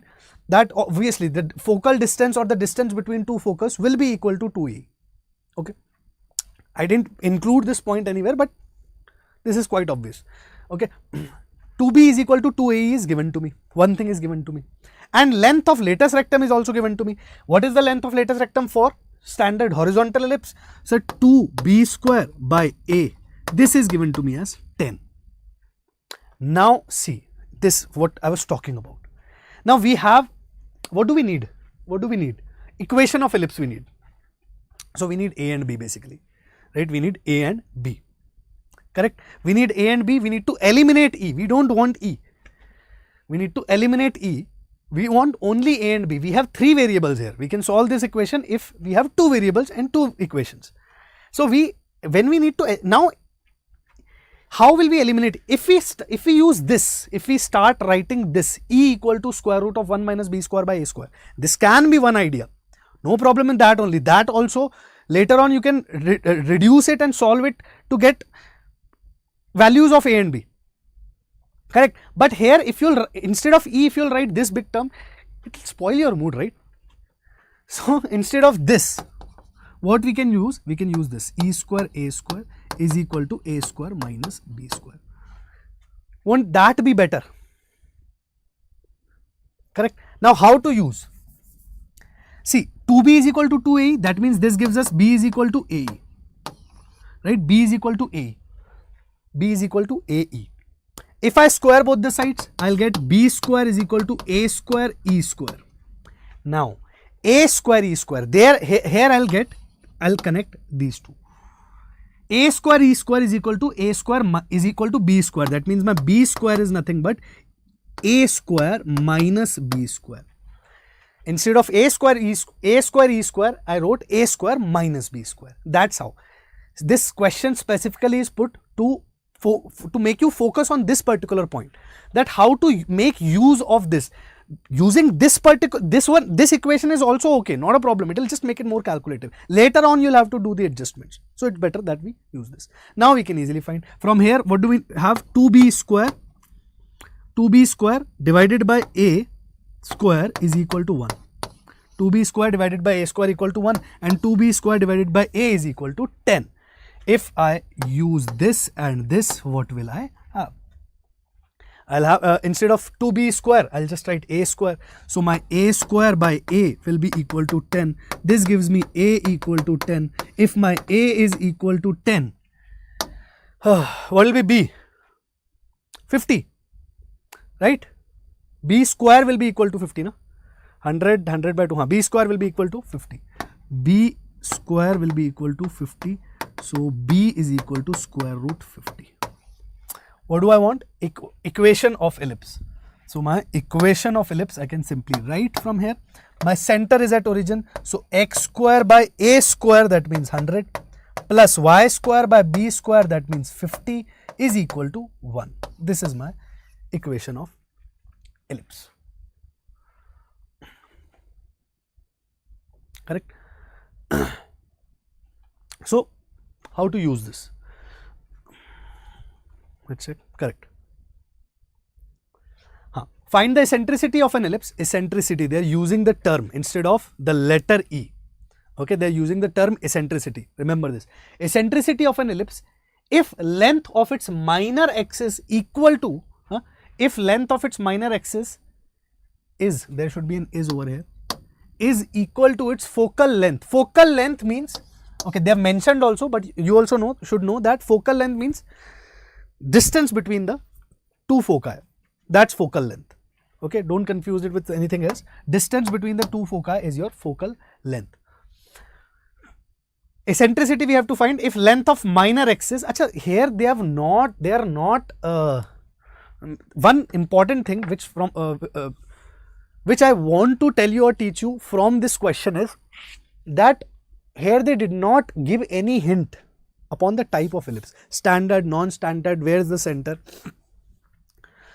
Right? They have not given any hint. And it's a very small question, very less of information to even deduce any, derive any conclusion that which type of ellipse it is going to be. But one thing to focus over here, or one thing to pay attention upon over here is that they are only talking about distances. Okay, whatever type of ellipse it is, wherever it is on the coordinate plane, lengths will not change. Length of latus rectum will not change, right? If suppose, if this is my ellipse, kaun sa color hai? Which color? Suppose my ellipse is like this. Let's say my center is at 0, 0 only. Okay. There is some distance between the two focuses. Okay. Or let's not keep center also at 0, 0. Let's say this is my ellipse and the distance between the two focuses is some d units. Okay. Some d units. Now, if I change the location of this ellipse, just same ellipse, location of this ellipse, what will change? Center will change, equation will change, equations will change, center will change, directrix will change, coordinates of focus might change, but what will not change? This distance between the two foci will not change, right? Length of latus rectum will not change. Lengths and distances will not change if you change the position of an ellipse on the coordinate plane, correct? That is why they did not tell us about the type of ellipse. And whenever this is the case, you take the standard ellipse and solve the questions whenever they are only pointing upon, interested in the lengths, like latus rectum length, focal length, these type of lengths. If they are only, or minor axis length, major axis length, something like that. Okay, whenever this type of question comes, you proceed with the standard ellipse. Standard ellipse means most standard ellipse is this thing only. So you proceed with this. X square by a square plus y square by b square is equal to 1. Okay, eccentricity we have to find. What they have given, the length of minor axis, that means 2b is equal to the focal length, right? Its focal length, that means 2ae. Same thing, just like in previous question, they are giving us the same thing.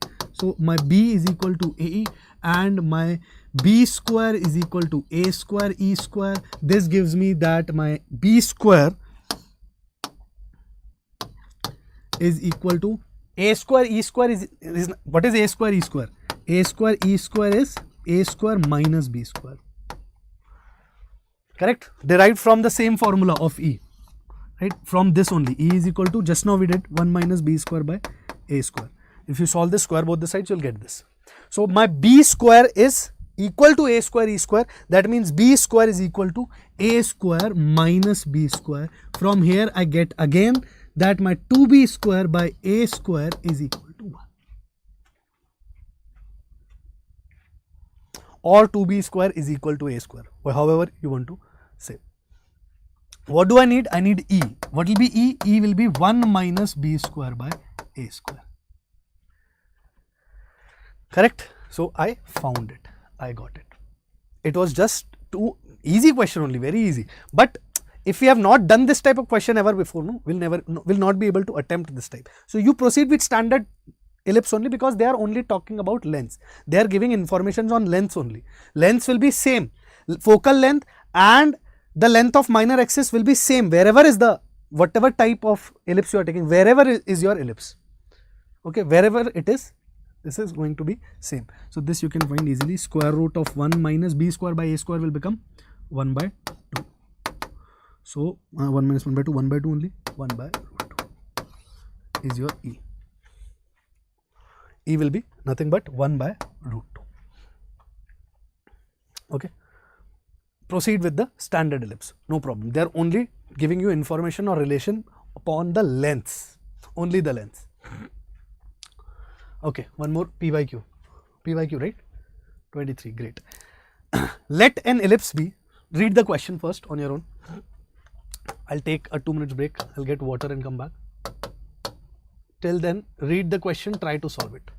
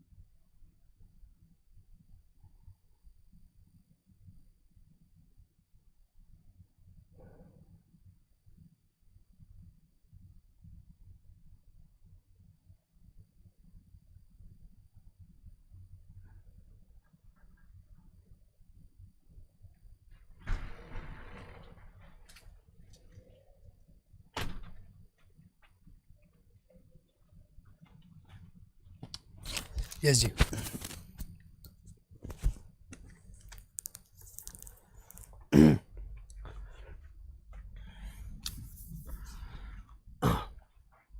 I hope whoever is watching has has read the question already. IIST Thiruvananthapuram. What happened?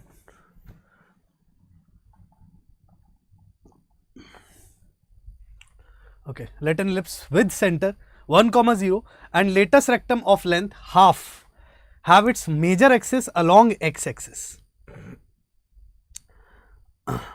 Okay. Its minor axis subtends an angle of 60 degree at the foci, then the square of the sum of the lengths of its minor and major axis is equal to what? This is what the question is asking us. Now here, first of all, question is long. That itself scares us. If the question is long, I generally believe that if your question is long, no, it is definitely going to be easy. But the general perception among the students, among almost everybody, is that if the question is small, that means it's going to be easy. No. Big question means more information, easy. Correct? Big question, that means more information, that means it is going to be easy. Right or no? Now let's deduce one by one all the things. First of all, what is it trying to tell us? Its major having any axis along x-axis. First of all, horizontal ellipse we are going to have. Center is given, that means good, 1, 0 is the center. I have the image of ellipse in my mind now, so it's not going to be very difficult. From a long question, this hint which I am getting, this is the hint that I am getting. Now, can I write the equation of ellipse? Center is 1, 0, horizontal ellipse. What else do I need? Do I need E? No. I need A and B. It's okay, I don't have. I'll write it in general form. I'll write x minus 1 whole square by A square plus y square by B square is equal to 1. That's all I need. Correct?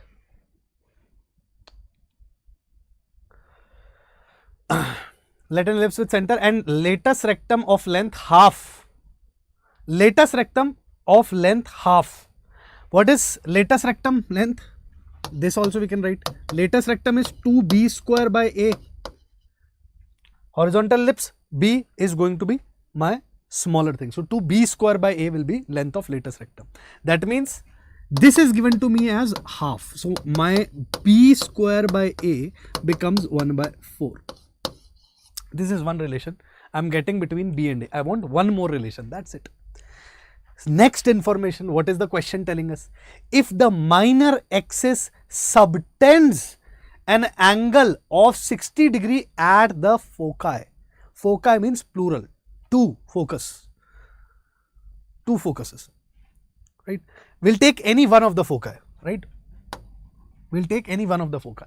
What is subtending the angle? Minor axis is subtending the angle. That means this axis is subtending an angle of 60 degree at the foci. At the foci. What does that mean? This means that this angle is your 60 degree. Why this angle is 30 degree? Because minor axis is subtending the angle, right? So angle, complete angle is given to us as 60 degree. This full angle is given to us as 60 degree. The minor axis is subtending an angle of 60 degree. That means this angle is 60 degree. That means half of that angle, this will be 30 degree. How do we use this information to find A and B? Because finally we have to find A and B only, no? To find the lengths of major and minor axis, we need A and B. This information can give us A and B. Let's see how. First of all, this I hope everybody has understood that what does this line means? If the minor axis subtends an angle of 60 degree, this is my minor axis. It is subtending an angle of 60 degree on the foci. Be it this foci or this foci, same 60 degree only, same results will come. Not a problem, right? Angle it is, right? We don't need anything from plus and minus. Any one focus, right? Anyway, we want A and B, so let's keep it less complicated. Now, how this information will be used? Now, see, we have angle. So, whenever angle comes, what strikes our mind? Trigonometry. Trigonometry strikes our mind. Am I correct? Right? Generally, trigonometry will be the first thing which will strike in our mind when we see angles in 11th, 12th class mathematics at least. Now, 30 degrees there.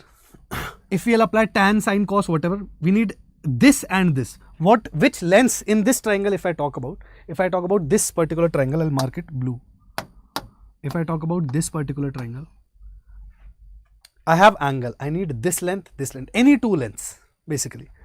Any of the two lengths. Now, what is your length of minor axis? It is 2b. That means this distance will be b. Curve is symmetric along the axis.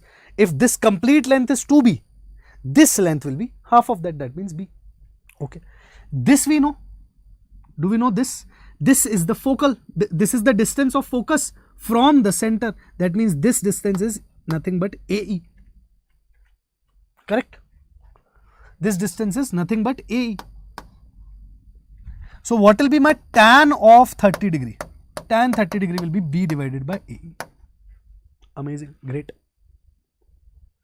What is my tan 30? 1 by root 3 is equal to B by AE. Now, I don't want E. Again, same thing, right? Again, same thing has appeared. I don't want E for finding minor axis length and major axis length. Do I need E? No. Why would I need E? I need to eliminate E now. I have one relation over here, one relation over here. Both the relations have A and B. Only E is bothering me. I know what to do with E. I know that A square, E square is nothing but A square minus B square.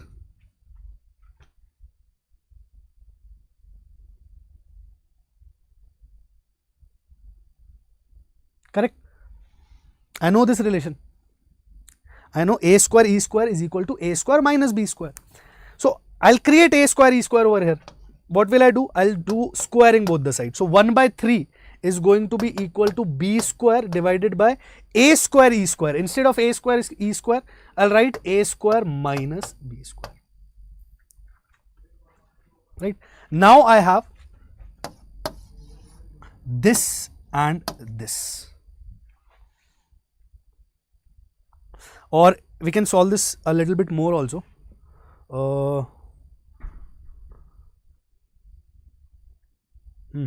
We should solve it. Wait. We should solve it a little bit more. A square minus B square is equal to 3B square. Correct, no? 4B square is equal to A square. This thing only will come. 4B square is equal to A square. We'll get 4B square is equal to A square. Okay, great. Even simpler relation now. Okay. Now this and this. These two we have to use and find A and B. So what will be A? A square is equal to 4B square. So A square is equal to 4B square. 4B square is equal to A. That means A square is equal to A. That's what. A square is equal to A. That means A is equal to 1. One thing we have. If A is equal to 1, B is equal to 1 by 4. B is equal to 1 by 4 na? B square is equal to 1 by 4. B square is equal to 1 by 4. B is equal to 1 by 2. Okay. Directly.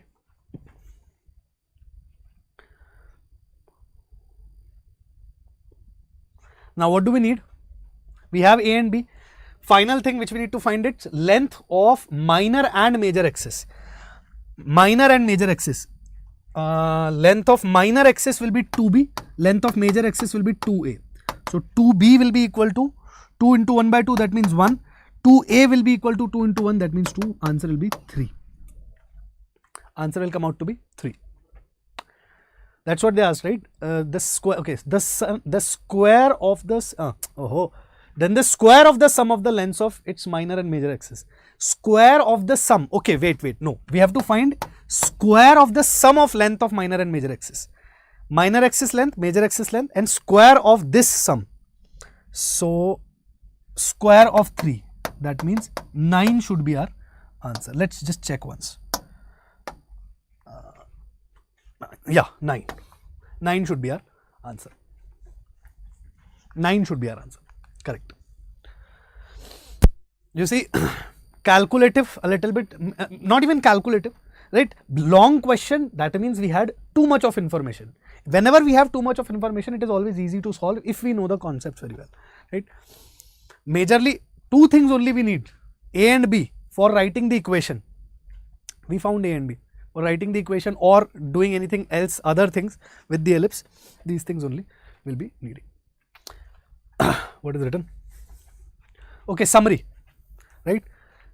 Same thing, all those things which we did in the starting. Eccentricity, you should remember like this, right? It's written that how you should remember eccentricity, 1 minus square of smaller one divided by the square of bigger one. Here they have used semi-minor axis. Semi-minor axis means half of the minor axis. Minor axis is 2B, right? Minor axis is 2B generally. For a horizontal axis, horizontal ellipse, minor axis is 2b. So semi-minor will become b. So yeah, that's what they've written. 1 minus b square by a square. Semi-major axis will be a. Major axis length is 2a. So semi-major will be a. No need to remember like this. Just remember simply as I told you, or generally how it is followed. 1 minus square of bigger one. Square root of 1 minus square of smaller one divided by square of bigger one. For latus rectum also 2 into square of smaller one divided by the bigger one. That is how you should remember. Okay. Distance between foci is equal to major axis into eccentricity. Yeah, AE. AE. Distance between foci. Not AE, 2AE. 2AE. So 2A is major axis, right, into eccentricity. Distance between directrices. What will be the distance between the directrices? 2 times of A by E.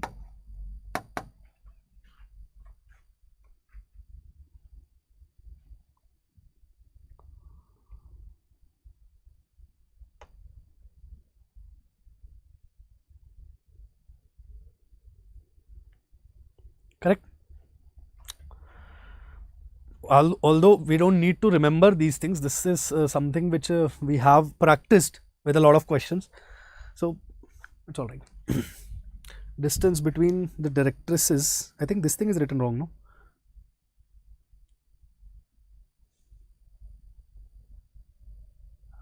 no? 2 into A by E.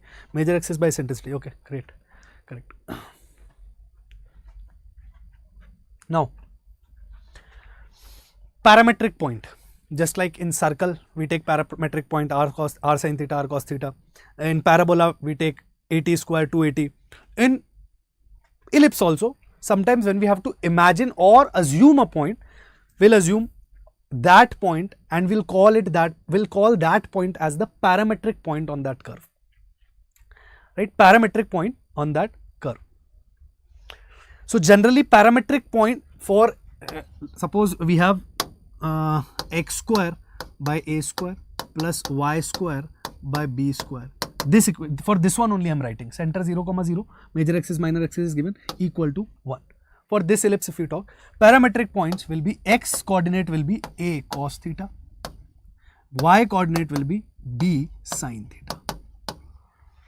You can put also, if you put a square cos square theta by a square plus b square sin square theta by b square, you will get 1. So parametric points do satisfy the standard equation. Parametric points on this particular ellipse will be equal to a cos theta, b sin theta. This you will easily be able to remember. The main thing, the major point over here is, what is theta? This sometimes confuses the students. Here theta is not exactly, so let's say we are taking this point. We'll call this p theta. Right? Theta is not this angle. Ironically, theta is not this angle.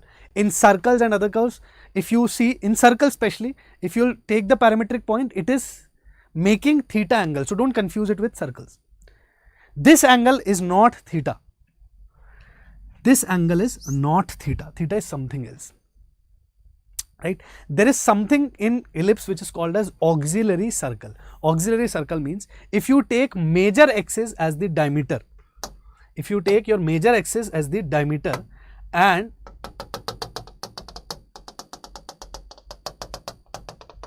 draw a circle.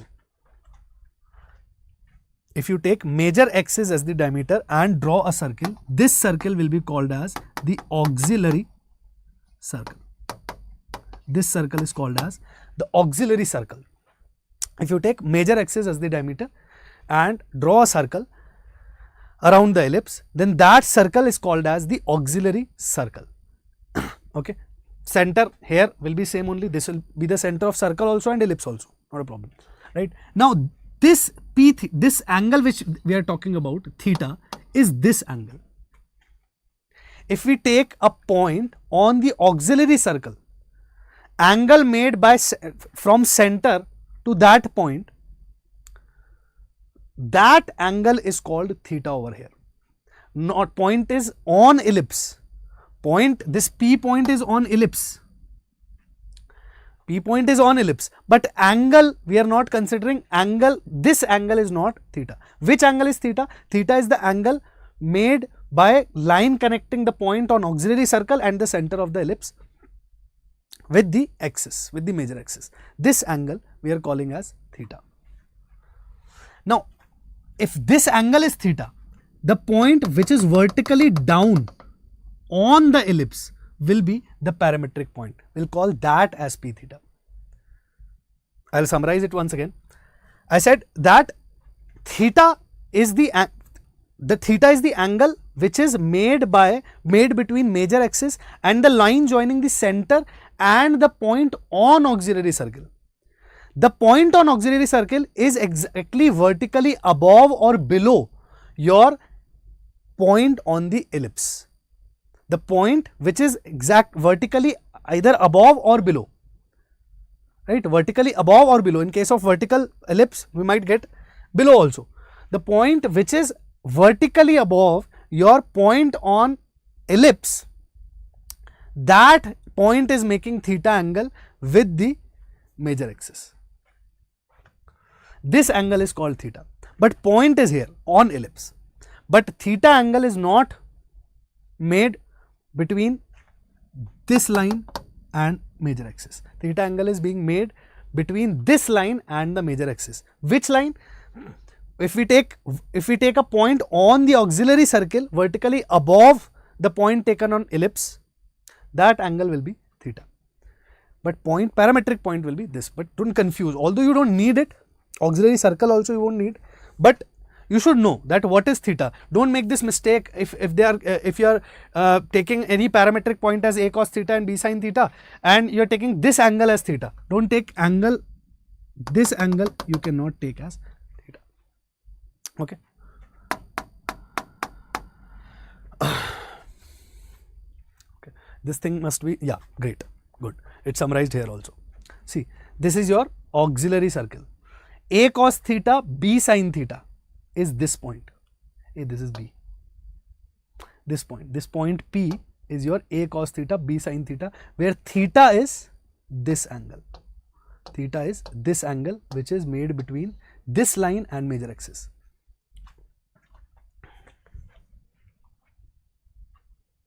Okay.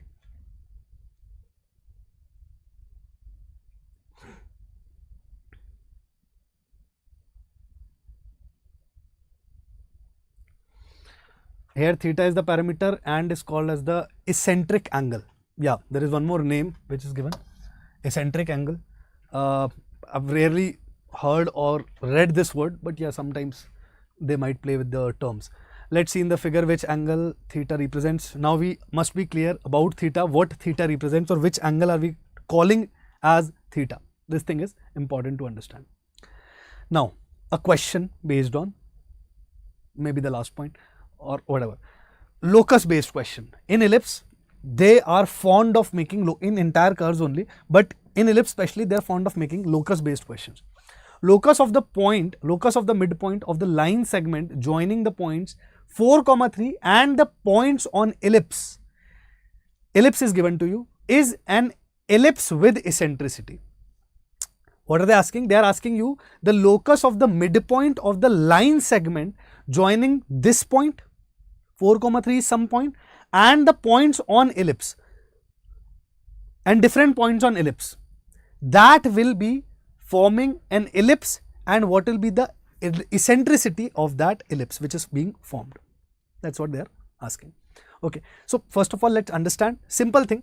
They are saying that there is some point 4, 3 which is some random point, and there are different points on an ellipse. Let's say which type of ellipse we are making. It's x square by, first of all we'll have to write the ellipse in standard form. So, x square by 4 plus y square by 2 is equal to 1. This will be the standard form, correct? Now, this point and points on this particular ellipse, which is this ellipse, right? We have to find the locus of the midpoints of these line segments. There will be many line segments. This point will keep on changing. So there will be many line segments which will be joining the points on this ellipse and this particular point 4, 3. Locus of the midpoints of all those line segments is going to give me an ellipse, and for that, this is the question only is telling me. From that ellipse, I need to find my eccentricity from the new ellipse which is being formed. Here, I'll be needing my parametric point, right? So I'll assume this point. I'll assume this as A cos theta and B sin theta. Okay. What is A? From here I can write A is equal to 2, B is equal to root 2. A is 2 and B is root 2. So this point will become 2 cos theta, comma root 2 sin theta. Great. Locus of the midpoints of these line segments. Whenever we have to find locus, we'll assume this point whose locus we are finding as h comma k. Okay. Now we'll develop some relation which involves only h and k, nothing else. All other, only h and k as the variables, nothing else. This ratio, this is the midpoint. Focus of the midpoints we are finding. So h comma k is midpoint. Midpoint of 2 cos theta, comma root 2 sin theta, and this point 4, 3. So section formula, simple thing. 2 cos theta plus 4 divided by 2 is equal to your h, and 2 sin theta, root 2 sin theta plus 3 divided by 2 is my k. Correct? Can I easily find a relation in h and k? How? We have cos and sine, right? We have cos and sine. Square both the equations. Square this and this. So 2h minus 4 by 2h minus 4 by 2 whole square. What will be cos theta from here? 2h minus 4 by 2 square of this. That means cos theta square. Cos square theta plus sin square theta equal to 1. That thing only I want to apply. So I want cos theta. 2h minus 4 by 2. So square of cos theta. Similarly, 2k minus 3 by root 2 plus 2k minus 3 by root 2 square of this sin theta. So this will become cos square theta, this will become sin square theta. Both sum is equal to 1. Correct? Now this is my locus of this midpoint of all these line segments. I'll replace h and k from x and y. So 2 will get 2x minus 4 by 2 whole square plus 2y minus 3 by root 2 whole square equal to 1. Convert it into the standard form and then write the eccentricity. What are we going to have? If we have the solution, x minus 2 whole square by 1, y minus 3 by 2 whole square by 1 by 2. Okay. This will become x minus 2 whole square by 1 plus y minus, how much it is becoming? Y root 2 by 2 it will become. So y minus 3 by 2, y minus 3 by 2 whole square by 1 upon 2. 1 upon 2 only, right? 1 upon 2. This is equal to 1. Now you have center, you have A and B. Your eccentricity will be nothing but square root of 1 minus 1 square by 1 by 2, square root of 1 minus 1 by 2. E will be nothing but square root of 1 minus 1 by 2. That means 1 by root 2. This should be your answer. This should be your answer. Locus based question, but simple relation we could build, because whenever we have cos theta and sin theta and we have to build a relation between other variables, then we'll just use cos square theta plus sin square theta equal to 1. What else? Simple thing. So that's what. Here you'll have to do a little, no effort also. This simply x minus, take 2 common, it will get cancelled. Here also take 2 common, y minus 3 by 2, and here we'll get 1 by 2, root 2 by 2 as, okay. So E you'll be easily able to find. Focal chords, least important in this chapter. Hardly, not hardly, I think I have never seen. In books they have, but in JEE On focal chord particularly, there is no question. Focal chords means there will be obviously two focal chords, like not two focal chords, there can be many focal chords. Any chord of the ellipse which is passing through foci is your focal chord. Nothing much, nothing different, nothing very typical also, but the equation looks horrible. The equation looks horrible. So if there are 2 points, P theta 1 and Q theta 2, let's say there are 2 points, 2 parametric points if we are taking on ellipse, theta 1 and theta 2, P and Q, these 2 points if we are taking on ellipse, then the equation of the chord joining these 2 points will be given like this. You can note down, try to remember also. I don't remember because I never found any question based on this. You remember the formulas when you have questions based on those formulas. So this one, I am also a bit dicey about this particular formula, although, but you should note down, in books also it is given, it is taught also, right? X by A cos theta 1 plus theta 2 by 2 plus y by B sin theta 1 plus theta 2 by 2 is equal to cos of theta 1 minus theta 2 by 2. Not difficult to remember also. Looks horrible, but not difficult to remember also. You need, yeah, it's written. Wow, I thought it is written. You need to remember this formula. You need not to remember the formula of equation of chord PQ. No need to remember. Okay. What is the other thing? There are 2 more things. Now, how to check whether a given line is a focal chord or not? How do we know that the line which is given to us, it is a focal chord or not? That means it is passing through the focus of the ellipse or not. So there are 2 conditions, right? If the focal chord is passing through AE comma 0, there are 2 foci, right? AE comma, if it is passing through AE comma 0, then tan theta 1 by 2 into tan theta 2 by 2 will be satisfying, will be equal to E minus 1 by E plus 1. If your points are satisfying this condition, that means the line is a focal chord and it is passing through this focus, AE comma 0. If your points are satisfying the lower condition, that means this one, that means your line is a focal chord and it is passing through this focus, minus AE comma 0. Only here E minus 1 in the numerator and here E minus 1 in the denominator. This particular thing you can remember if you want to, but there is no need. Just take a note of this, and if some question comes in your solving, just go through this or revise this, you will be easily able to remember also. But I must say that hardly any question. Every teacher, everybody who I also discuss this part with, they also say that there is no need for this, but it is mentioned in the syllabus and it is written in the books also. Focal chord does not have that much of importance in ellipse. Okay. Focal distance is very much important. Focal distance is definitely very much important. Focal distance means distance of any point on the ellipse from the 2 foci. Distance of any point from the 2 foci, any point on ellipse from the 2 foci will be called as the focal distances.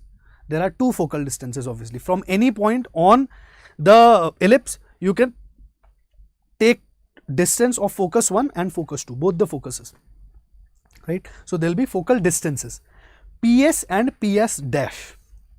We know major things, that if it is your standard ellipse in this format, if this is your standard ellipse, then these are your directrix. This is x is equal to a by e, this is x is equal to minus a by e.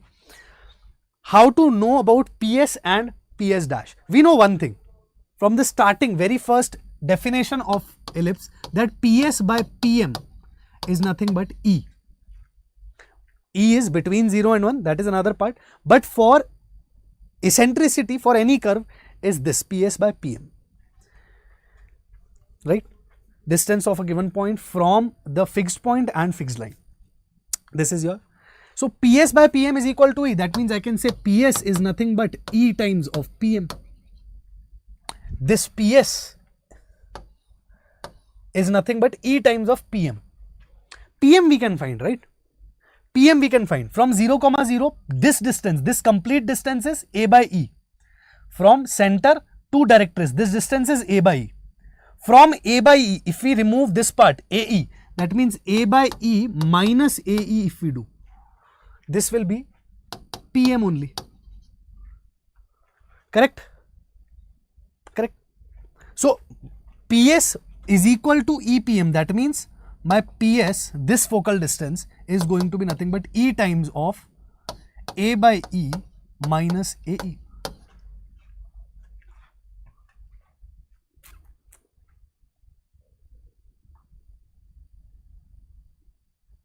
Correct? Any problem? Any things which is confusing over here? Let's take this point also as something. Let's take this point as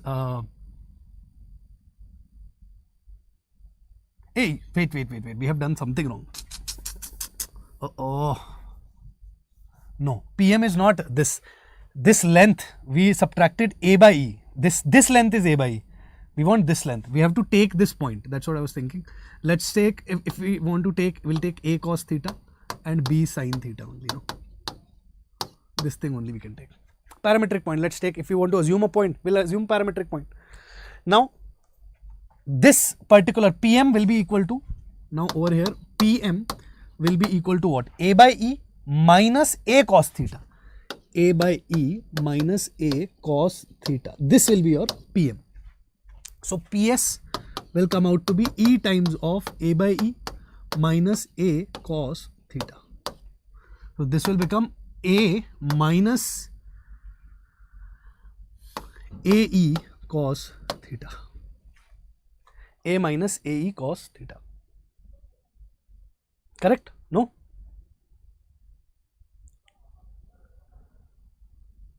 Right? Or if we take A common, we'll have A into 1 minus E cos theta. If we take this point as x1, y1, we'll have A minus AX1, A minus EX1, right? A minus EX1. If we would have taken this point as x1, y1, then we'll get result. But directly also parametric point itself you can take. What's the problem? We know parametric point now. So this distance PS will be nothing but A into 1 minus E cos theta. Very nice and easy, smooth result this is. Now this side, now both the focus have their own directrix. So for this focus we have to consider this directrix. Okay, for this focus we'll have to use this side of directrix. Now in this case, what will be our this length? If this should be M dash, let's take this as M dash. What will be your this length? This particular length. That means PM dash. What will be PM dash? PM dash.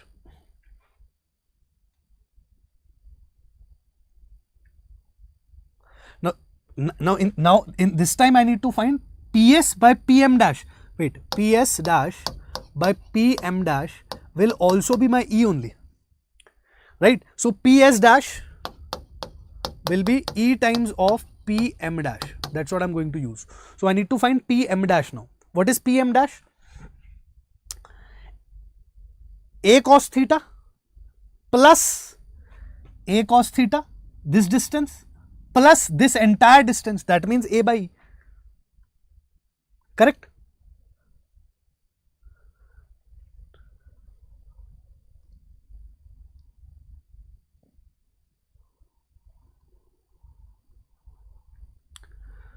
A cos theta plus this distance, this is A by E, right? Getting my point? This distance A cos theta plus this distance, this PM dash. So A cos theta plus PM dash, we know it is, the distance is A by E. X is equal to minus A by E is the equation. Distance will be A by E only. So it will be added. Correct? This complete distance. PM dash I have. So PM dash is known to me. I want PS dash. I want PS dash. PS dash was nothing but E times of PM dash. Now I have my PS dash will come out to be E times of A by E plus A cos theta. That means A plus AE cos theta. That means A into 1 plus E cos theta. This will be my PS dash. This thing is written also over here. Don't worry. Even if I'm writing not in that good handwriting. The logic is the end point is that PS and PS dash both can be found using PM and PM dash. Okay. Now one important thing which you have to remember from here, if you pay attention, then you can see that PS and PS dash, this is your PS and this is your PS dash. Both of them, if we add, that means PS plus PS dash, if we do, what will we get? This minus AE cos theta and plus AE cos theta will get cancelled. What will we remain with? We'll remain with 2 times of A. Will remain with 2 times of A. That means your PS plus PS dash is a very nice result. It is nothing but 2 times of A. That means major axis. Correct? That means major axis. Fixed, constant. The focal distances, the sum of the focal distances will be constant, and this also makes one of the definition of ellipse, one of the type of definition of ellipse. Why? Because both the focal distances from any point, if we sum up both the focal distances, they will always add up to 2 times of A, be it any type of ellipse. Be it any type of ellipse. For every point P on an ellipse, read the definition. Sum of focal distances, i.e. PS plus PS dash, will be equal to 2A always. Ellipse also is defined as, on the basis of this, it will not be equal to 2A every time, but it will be fixed, it will be constant.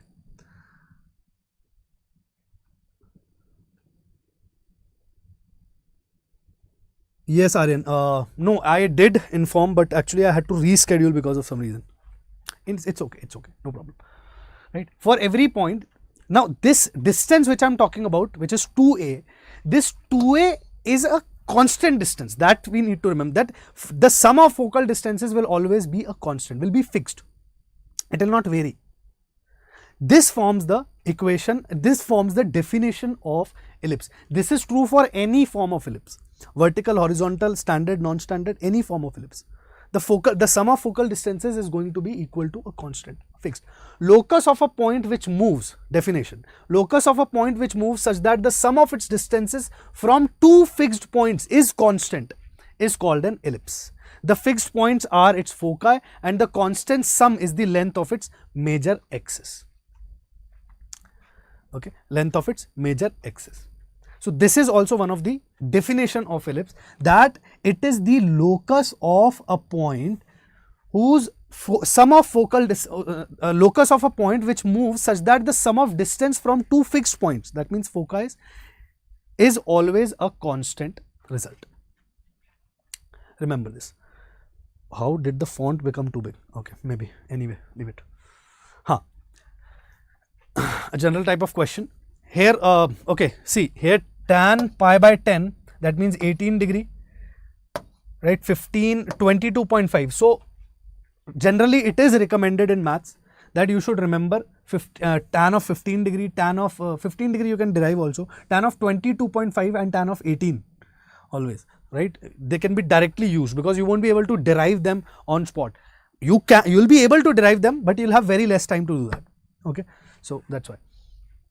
An ellipse has foci 4, 2, 2, 2, and it passes through point P. There is an ellipse which has 2 foci. Now, which type of ellipse?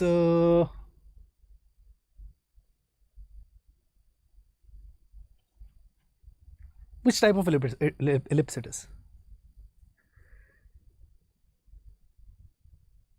X is changing, right? Look at the foci. X is changing, right? 2, 2.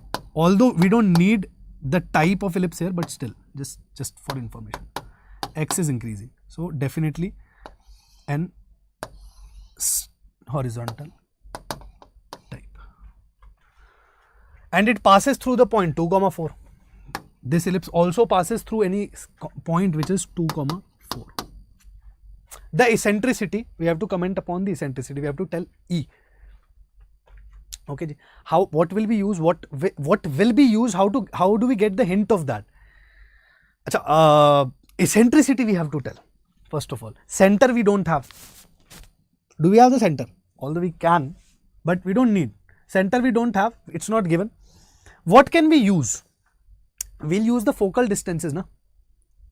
Basically, this thing is given to me. This is S, this is S dash. My focal distance. Focal distances from distances I'm not talking about. I'm talking about this distance between the focuses. That means my S dash is nothing but, I know this is equal to 2 times of AE. 2 times of AE, right? Always, this is going to be 2 times of AE, the distance between these two foci, S and S dash. And this distance I can easily find using formula also. This is 4. Using distance formula, I can easily find this distance, right? What will be this distance? 2. This should be 2, 2. Wait. This should be 2, 2, and this should be 4, 2.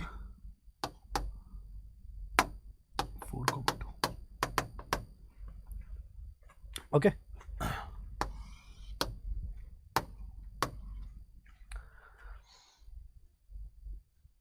2AE is equal to 2. This distance between the two foci is equal to 2.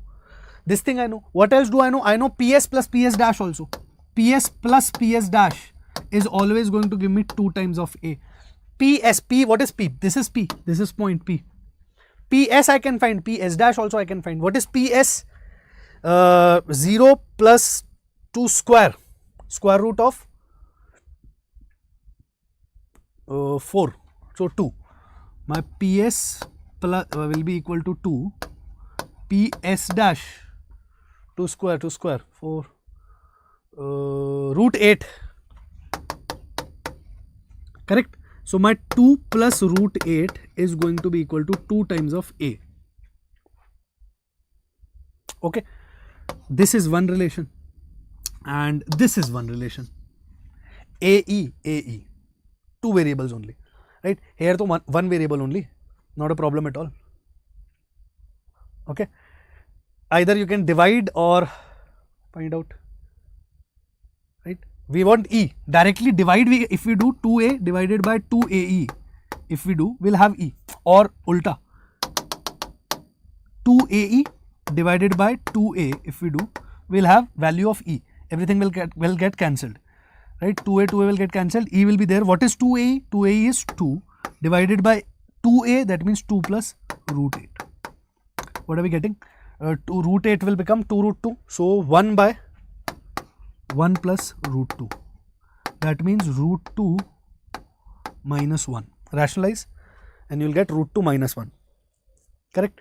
Root 2 minus 1 is the value of tan 22.5 degree. That means pi by 8. 180 by 8. Pi by 8. 22.5 degree. That means 22.5 degree. Tan of 22.5 degree is root 2 minus 1. So that's why you have to remember.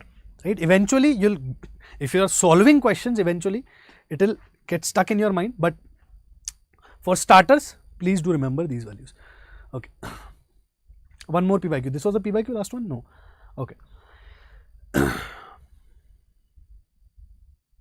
This is so many times. Did you observe this particular format of ellipse in PYQs itself has appeared so many times. I think the exam setters do like this one particularly a lot. Okay. If the coordinates of 2 points A and B are these respectively and P is any point on the conic, then PA plus PB is equal to, we have to tell PA plus PB, right? PA plus BB, PS plus PS dash. But see here, PA plus PB, when we are seeing, no, we get the feeling, PS plus PS dash, something like that. Means there is this ellipse. In the general form, if we write x square divided by 16 plus y square divided by 9 is equal to 1. This is my ellipse. My A is greater, so this is going to be horizontal ellipse. Okay. If the coordinates of 2 points A and B, these are 2 points A and B, and P is a point on the conic. Conic is ellipse. This is P. Conic is ellipse. This is point on ellipse. They are asking PA plus PB. Actually, if you did not read the concept of, if you have never read the concept of PS plus PS dash, this thing will not get in your mind that, where are these points? A and B, where are they? Where do they lie? On the ellipse, outside the ellipse, where? Where do they lie? Right? We know P point lies on this ellipse, but P point, then P and PB, if we distance formula can also come in our mind. Distance formula can also come in our mind, that we can say that we'll assume P, we'll take it as some parametric point, but still how will we eliminate theta there? Correct? So when you read this question, what should strike your mind is that PS plus PS dash is equal to 2A, because there is no other go. If we don't, do we have any idea where are A and B? Where are A and B? We don't know. So when we'll read this question, PS plus PS dash should strike our mind if we have learned the concept of sum of focal distances. Because as soon as we see PA plus PB, we'll try to check whether A and B are foci or not. If A and B are foci, then there is no problem. Achha, both the points are on x-axis. Axis of, I'm saying that we don't know where these points are, but it is quite visible also. Both the points are on x-axis, right? So x-axis is the major axis of this particular ellipse. So that means these points are definitely over here. But still, we don't know that whether they are foci or not. Even if we get to know that where these points lie, whether they are foci or not, we need to check that. Without checking that, we cannot say. Now, as soon as we mark these points, okay, so these points are on major axis for sure, because major axis is x-axis for this particular conic, and then we'll have to check that whether these are focus or not. Without checking that, we cannot use PS plus PS dash is equal to 2A. We'll have to check whether they are foci or not. How will we check? We have the our ellipse. We'll find E. What will be my E? E will be equal to square root of 1 minus square of smaller one divided by square of bigger one. That means root 7 by 4. Correct?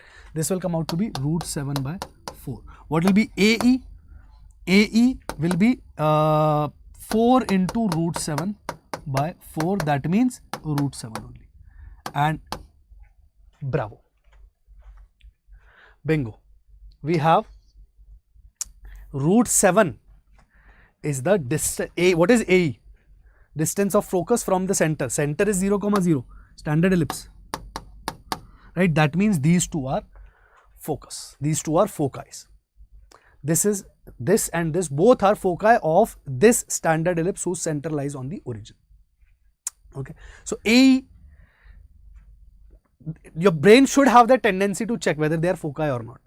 Alright. So once we have this, then what? PS plus PS dash will be equal to 2A. This result we are going to use.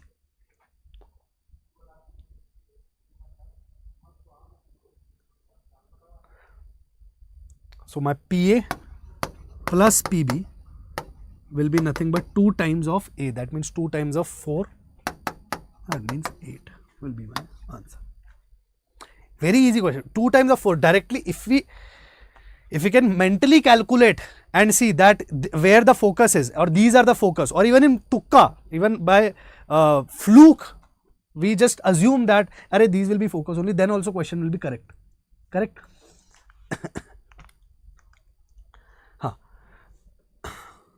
Correct? Okay. Position of point. Now, as I said in the starting, that many things will be very much similar to parabola and circles, and they are. Position of a point with respect to ellipse, just like we check in circle, just like we check in parabola, same thing we have to do. If your S1 is greater than 0, then point lies outside ellipse. S1 is equal to 0, point lies on ellipse. If S1 is smaller than 0, then point lies inside ellipse. Simple thing. Inside ellipse. Right? Point lies inside the ellipse. What is S1? What is S1? Suppose your point is x1, y1, right? I hope everybody remembers what is S1 if you are attending the other lectures also. If your point, I'll just explain. If your point is x1, y1 and your ellipse is x square by a square plus y square, by b square is equal to 1. Then just satisfy this x1 y1 in this particular equation. Bring 1 on this side. So x1 square by a square plus y1 square by b square minus 1. This is your S1. This will be S1. This will be your S1. Right? So if point you are checking for 2, 3 for some ellipse, satisfy that ellipse in the equation, remove equal to, bring this sign on one side, that value which you get is S1. Right? The value which you get is S1. This is important. Although this you'll be anyway you'll be able to do this if you have practiced your conics very well. This you'll be able to do very easily. This also you'll be able to do very easily. This is exactly similar to the parabola things. Slope form. If they are asking you the equation of a tangent on the ellipse whose slope is given to you, right? These are equations of tangents.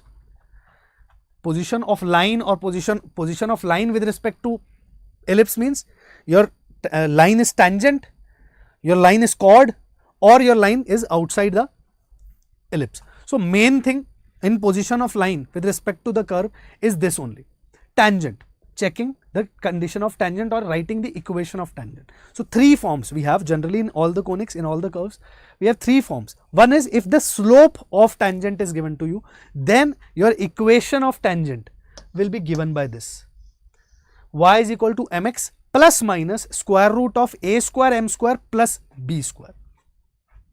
Okay, y is equal to mx plus minus square root of a square m square plus b square. Equation of tangent when point of tangency is given to you. Point of tangency is given to you, then that equation will be given by t equal to 0. T equal to 0 means wherever you have x square, put x1, right? That's how you have to, that's how you find your t. T with respect to this point, this x1, y1. You have to find t with respect to this particular x1 and y1, right? Not any other t. These t equal to 0, s1 equal to 0, t and s1, I told you in the circles itself that how important are these things going to be in entire coordinate geometry, right? So t equal to 0, you should be able to write if the point is given to you. x1, y1 is the point. If your ellipse is x square by a square plus y square by b square is equal to 1, then t equal to 0 means x1 by a square plus y1 by b square is equal to 1. Very simple, right? Here generally you will not have x and y terms. For x square you write x1, y square you write y1. For x you will write x plus x1 by 2. For y you will write y plus y1, right? This is how you are supposed to find t equal to 0. So in t, this is what you are supposed to do. Here also parametric point, if you are taking point as p theta, then same t equal to 0.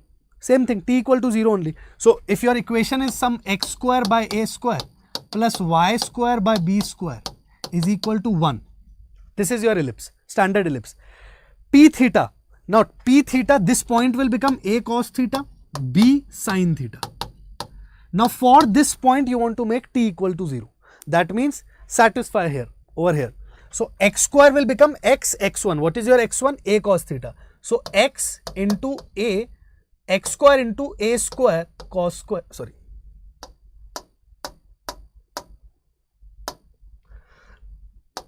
X into a cos theta divided by a square plus, instead of y square you will write y1, that means y into b sin theta, y into b sin theta by b square equal to 1. Correct? So this a will cancel this a square, this b will cancel this b square. What will you have? X cos theta by a plus y sin theta by b is equal to 1. So only this one, point of tangency is given to you, or some information related to point of tangency is given to you, or you want to write the equation of tangent using the point of tangency, then you have to just remember t equal to 0. Same thing for parabola also. Okay. Now let's practice a couple of questions. So find the equation of tangent with slope 3 to the following ellipses. Try doing it.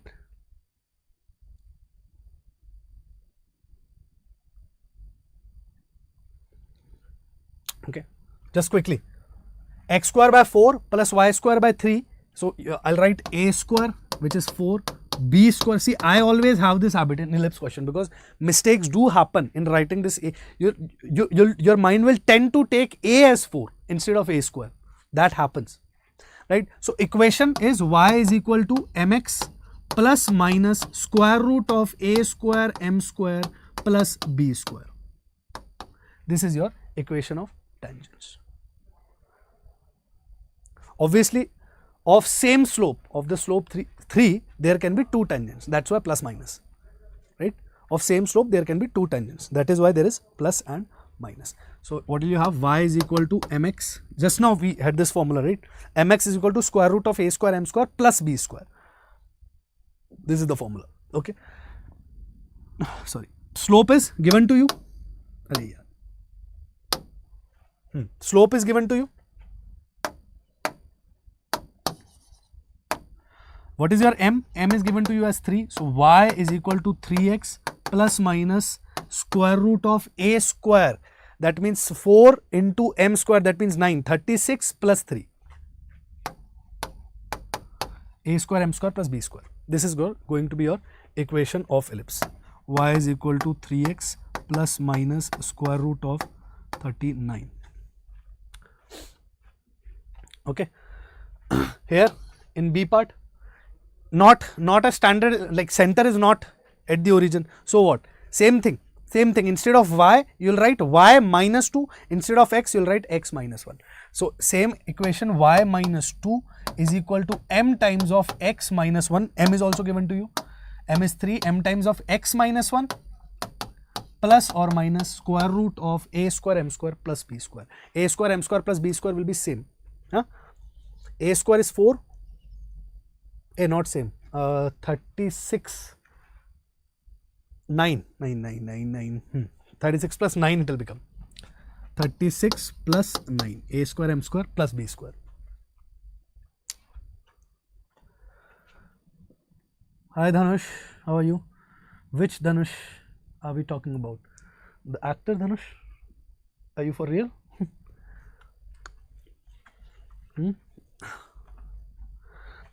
Hi, how are you Dhanush? All good? 3 into x minus 1 plus minus square root of 36 plus 9. This is going to be your equation of tangent with slope 3. Very easy to write. Okay. Okay. Some variation can happen in the same type of questions, but you should be easily able to write with slope, with a point of tangency, both of them. Hey, great Dhanush. Good thing. Good thing. I just came from shooting to revise my 11th class topics. My God, great. Actually, you should. Maybe a good actor can also be a good teacher. So you can have multiple careers. Nice. The straight line x plus y is equal to c will be the tangent if c is this. Now they are saying that this line, we want to make this line as a tangent to this particular ellipse. We want to make this line as tangent to this particular ellipse. What will be the equation of tangent to this particular ellipse? What will be the equation of tangent to this particular ellipse? We know how to write the equation of tangent to any standard ellipse. So here a square is 9, b square is equal to 16, y is equal to mx plus minus square root of a square m square plus b square. I know this thing. I know that this is going to be the equation of tangent with slope m. Okay. Other forms also I can write, but but see here, this particular line which is given to you is in the slope form, right? We can easily compare the slopes. Mainly the motive, just like the other chapters, is same only, that we want to compare both the forms of the equation of the same straight line. There can be multiple forms. The same equation can be written in multiple forms of the same straight line. So we have to compare the coefficients in that case. One way is this. right? You can try other ways also. There are 3 formats. You can try other ways also and see what happens. I'll prefer to use this. Y is equal to mx plus minus square root of a square m square plus b square. According to this, I have y is equal to mx plus or minus square root of 9. Do I have m? M I have, right? M I have. Can you see this? Do I have m? I want this line to be the tangent to this curve. So slope should be same, no? What is the slope over here? Minus 1 is the slope. Minus 1 is my slope. Correct or not? Minus 1 is my slope.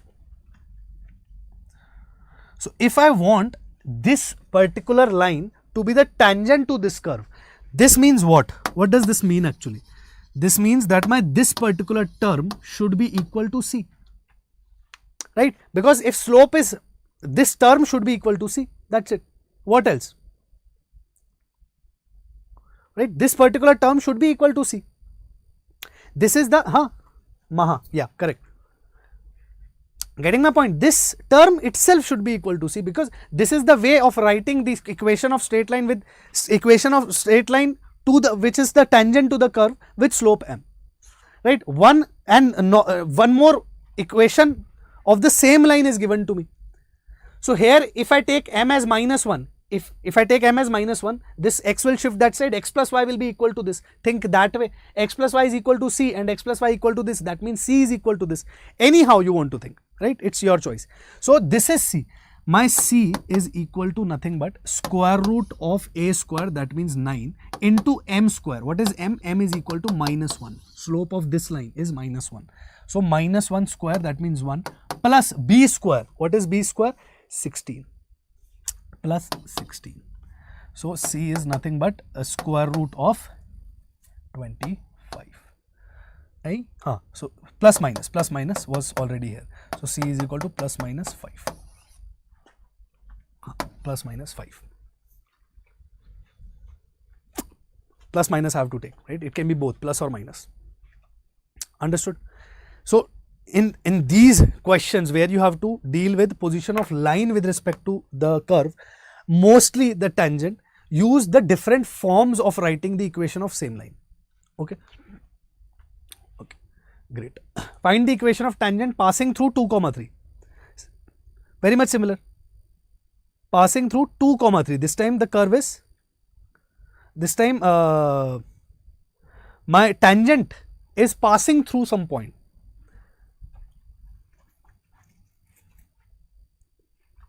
Correct. Let's say this is a vertical ellipse, right? B is greater.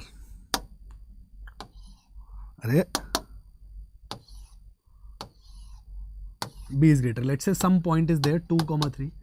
I want the equation of tangent which passes through this point, which passes through 2, 3.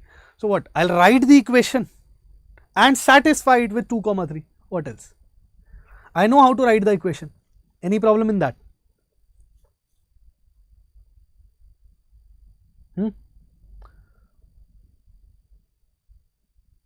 I know how to write the equation. Either I can write the equation for this particular ellipse with slope m, but with slope m if I'll write, I don't have another format for this line. If I use slope m wala form, I don't have any other format of the equation of same line. I'll only have one equation. Suppose if I use y is equal to mx plus minus square root of a square m square plus b square. Suppose I want to use this. What is this actually? This is the tangent with slope m on this particular ellipse. With slope m, I don't have any other equation to find m now. So what shall I do? I don't have any other equation to find m, right? I have to proceed with the other way around. Like, just a minute please.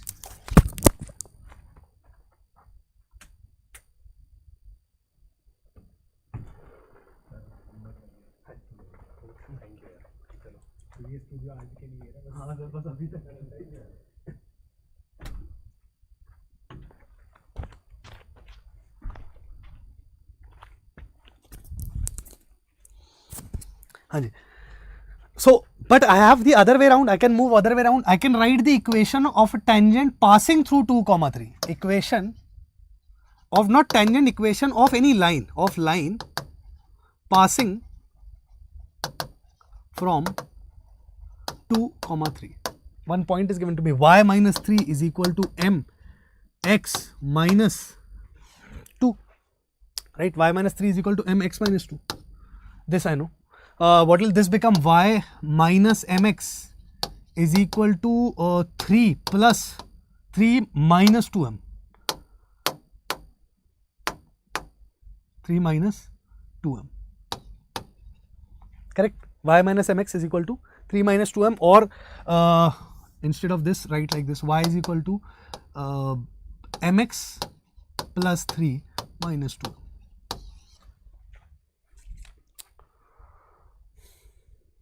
Correct? Now, this is the equation of line passing through this point. I want this line to be tangent on this curve. For that, what do I need to do? This 3 minus 2m should be equal to my plus or minus square root of a square m square plus b square. That's what. Because the equation of any tangent of slope m on this curve is given by y is equal to mx plus minus square root of a square m square plus b square, right? And equation of this line is this. Equation of the line passing through 2, 3 is this.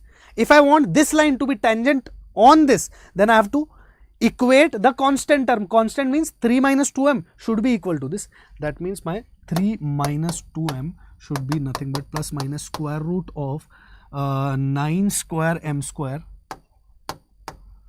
plus 16. Hey, 9 square m square, 9 only, 9.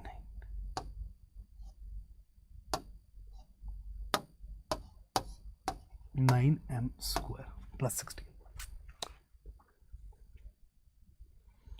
Okay, square both the sides and solve. What are we getting? Acha, solution is not there. So this will become 5 m square, 9 m square, huh? Acha, 9, if we square both the sides, 9 plus 4 m square, so 4 m square minus 9 m square, 5 m square will go that side, 5 m.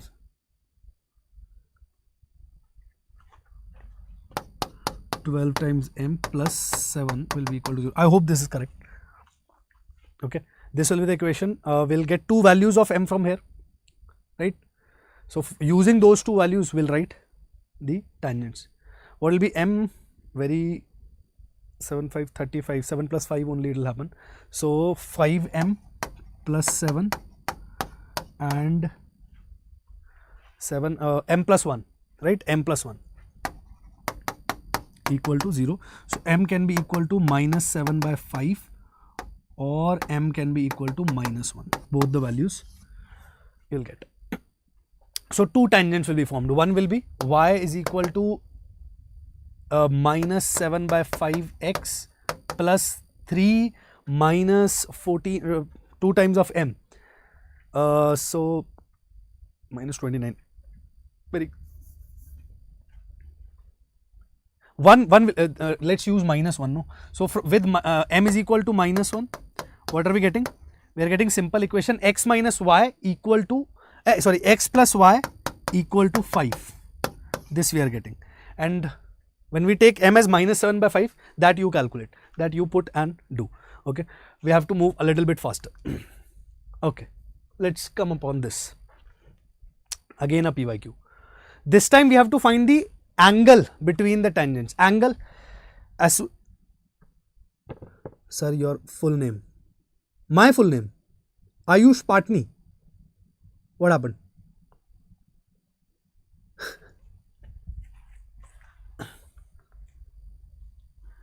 The acute angle between the pair of tangents drawn to the ellipse 2x square plus 3y square equal to 5 from the point 1, 3. Angle we have to tell. Yeah, Dhanush, definitely next chapter for 12th, right? It's been a while. We took, actually I wanted to complete coordinate.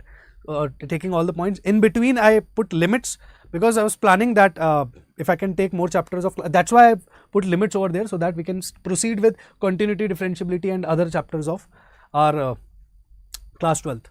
Okay, integration and everything. We'll finish up very faster. To search a profile in Academy. Okay. The acute angle between the pair of tangents drawn to the ellipse, this from this point, from the point 1, 3. Nunnery.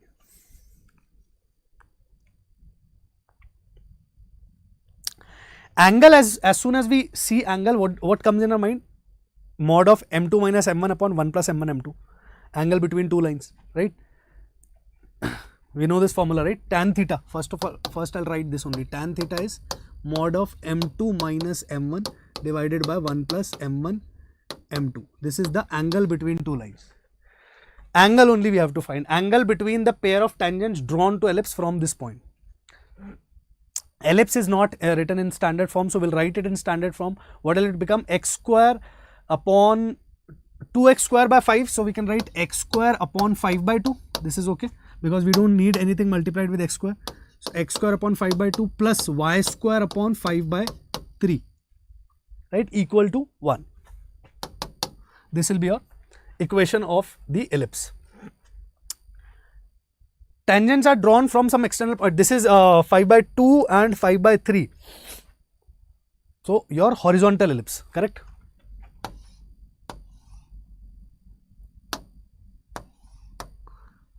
Horizontal ellipse, right? On this we are dropping two tangents on the ellipse. Just random rough figure I am making, please don't mind the figure, right? From some point 1, 3 which is external. Now what should be the step? The other way around, whenever external point is given to us, what we will do? We'll write the equation from that point, using that point. Equation will be what? Y minus 3 is equal to m times of x minus 1. This will be your equation of tangent. More precisely, it will be y is equal to mx minus m plus 3 minus m. Same thing. Last question, same result we are getting. Mx plus 3 minus m. Now, next step also we know, right? We have practiced enough. We want this line which is passing through 1, 3 to be tangent to this curve. That means this particular thing, which is my C, should be equal to 3 minus m, should be equal to plus or minus square root of a square m square plus b square. That means 5 by 2 into m square plus 5 by 3. 5 by 2 into m square plus 5 by 3. That's it. Solving this is going to give me, now I'll have quadratic in m, right? Quadratic in m, and from that I'll be able to find m2 minus m1 upon 1 plus m1 m2. I don't feel like solving, but okay, squaring both the sides. So this will become 9 plus m square minus 6m is equal to 5 by 2 m square plus 5 by 3. What are we getting? M square, 3 m square by 2 plus 3 m square by 2 plus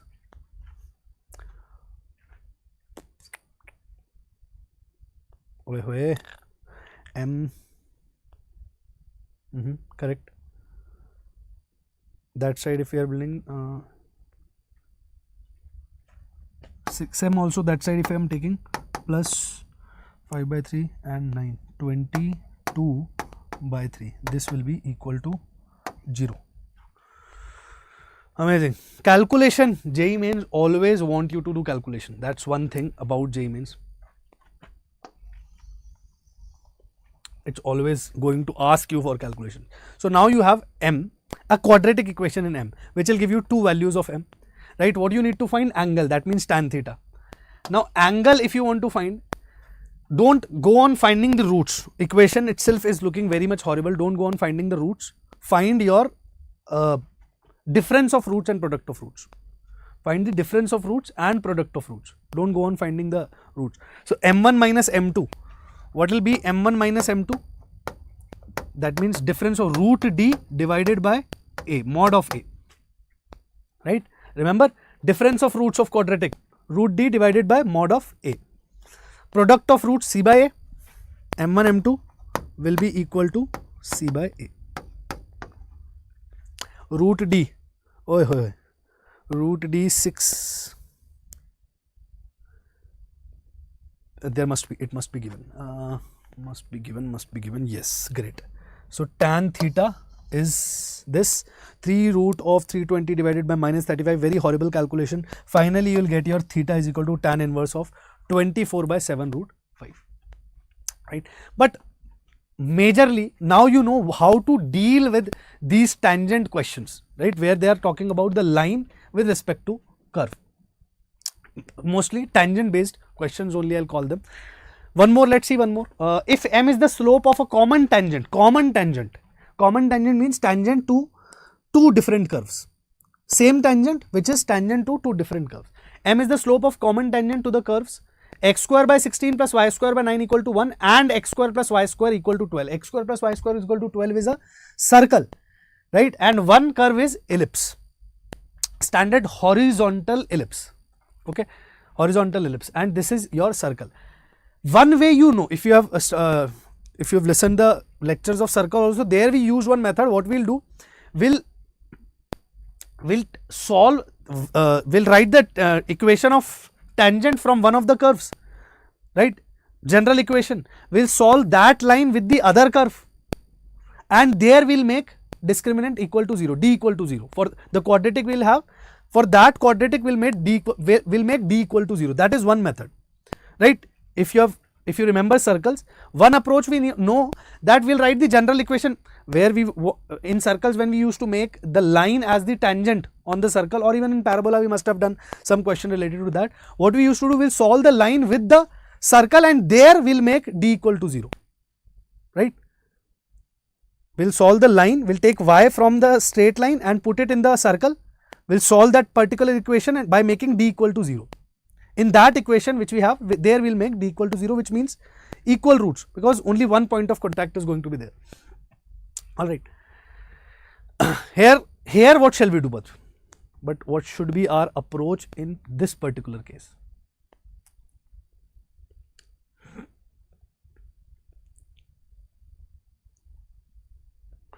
Here also let's write the general equation, okay. First thing we should do is write the general equation. But see here, the second curve which we have is our circle. For circles, there is one simple thing, that if we want, if the line is tangent, then its distance from the center will be radius, right? Its distance from the center will be radius. This is one good thing about it. How are we going to use it? First, x square by 16 plus y square by 9 is equal to 1. This thing we know, and second, circle also we know. We'll write the common tangent for this one. Y is equal to mx plus or minus square root of a square m square plus b square. So a square m square, that means 16m square plus 9. 16m square plus 9. Okay.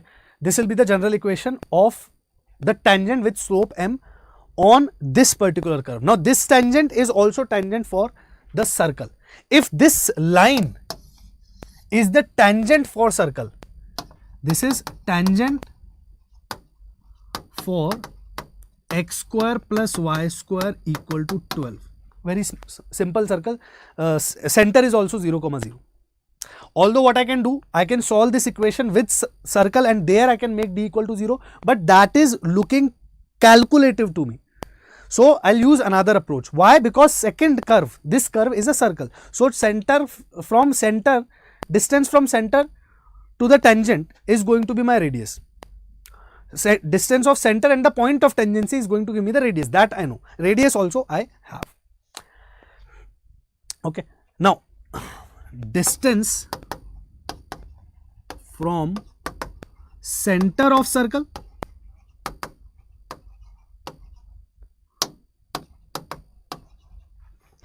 to tangent. Tangent means point of tangency. In circle, practical or Sir, how to... Hey, practical record and all, what we used to do, we'll take help from friends. Yeah, just sit, you'll have to do. I know it's very troublesome.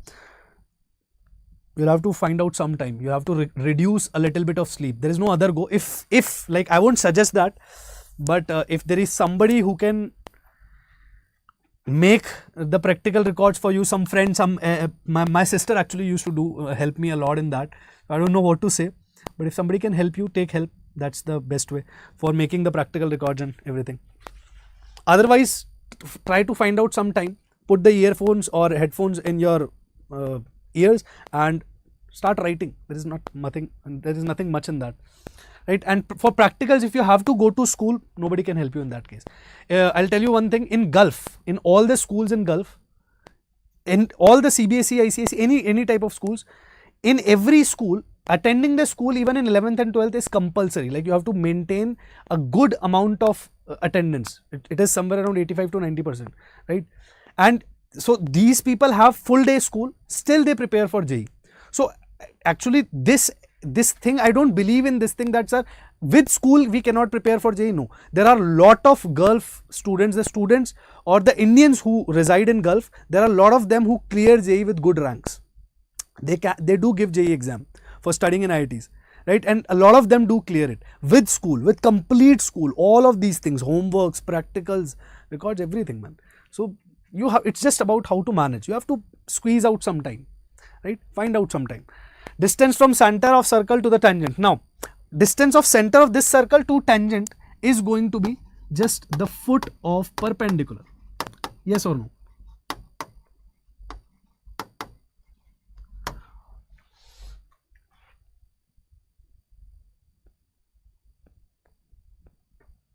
Oh, yeah, Dhanush, you can do that. Foot of perpendicular. That's what, right? Distance from center of this line, 0, 0, this line which is the tangent, right? This line is mx plus minus square root of 16 m square plus 9. You know how to find the center, you know how to find the distance between a point and a line. Simply satisfy 0, 0 first in this line. So this distance is going to be square root of 16 m square plus 9. First satisfy 0, 0 in this line and then divide by square root of a square plus b square. A square plus b square in the general form, ax plus by plus c. So a will be m and b will be 1. So a square plus 1. This distance is going to be equal to radius. Why did I write foot of perpendicular here? I should write radius. This distance is going to be equal to radius, right? This distance is going to be equal to the radius. So now, what is this? M square. Here I have m square. Why did I write a? Here I am going to have m square plus 1. Correct? So I'll square both the sides, write the equation. What do I have? 16m square plus 9 will be equal to m square plus 1. Correct only, no? Oh, 12, root 12 is there. Root 12 is the radius, man. Root 12 is the radius, not 1. Why did I write 1? So this side I'll have 12 into m square plus 12. Correct? So we have 4m square is equal to 3. That means, what did I ask? 12m square. So 12m square will be equal to 9. 12m square will come out to be equal to 9 now. Okay.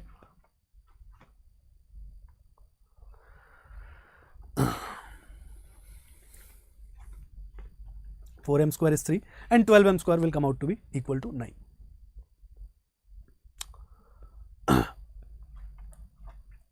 Now on this only what we have been doing, some more formulas are given to you.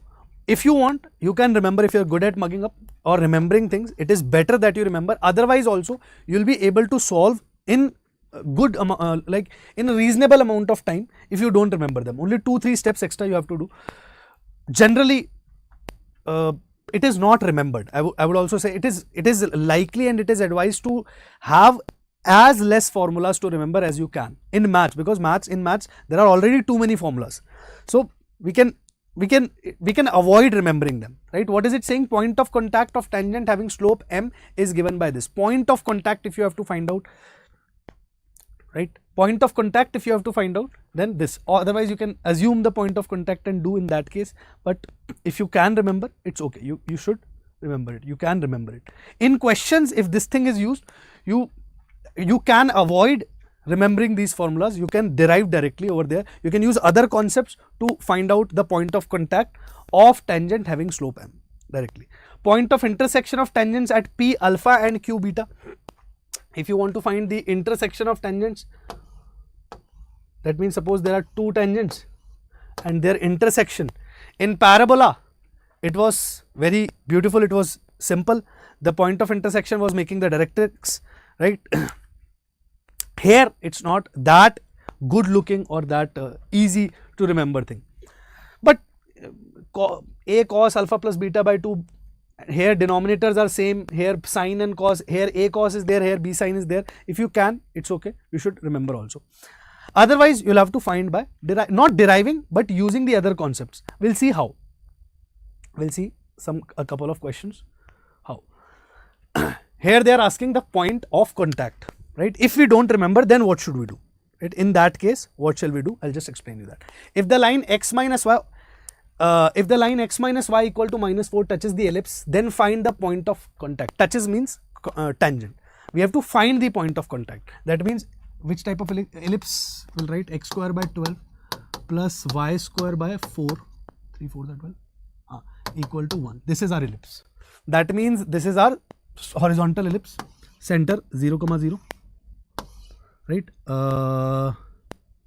There is some point on it. No, I want to find the point of contact, right? I want to find the point of contact of this line. This line is given to me as x minus y equal to minus 4. This line is given to me. Okay. Now, although with formula, this will be, you can do very easily, very simply, and you have the slope. You can use this one, point of contact directly you will have. You have the slope of the line directly also, you can find this. If we don't have that, then what will we do? Acha, if this point is some x1 comma y1, right? We can write the equation of this particular tangent when we have the point of tangency. If we have the point of tangency, we know how to write the equation of tangent using the point of tangency. Parametric point also you could take, but simple point x1 y1 is better. Over here in this case x1 y1 will be better. How to write? Equation of tangent will be given by, I'll not write the whole thing. Equation of tangent, we know when point of contact is given to you, then t equal to 0 will give you the equation of tangent at x1 comma y1. I'll write equation of tangent at x1 y1. Not from, it is at x1 y1. T equal to 0 you are supposed to do. How to do t equal to 0? X square, instead of x square just write x1 divided by 12 plus y1 divided by 4 equal to 1. What will this become? 4x x1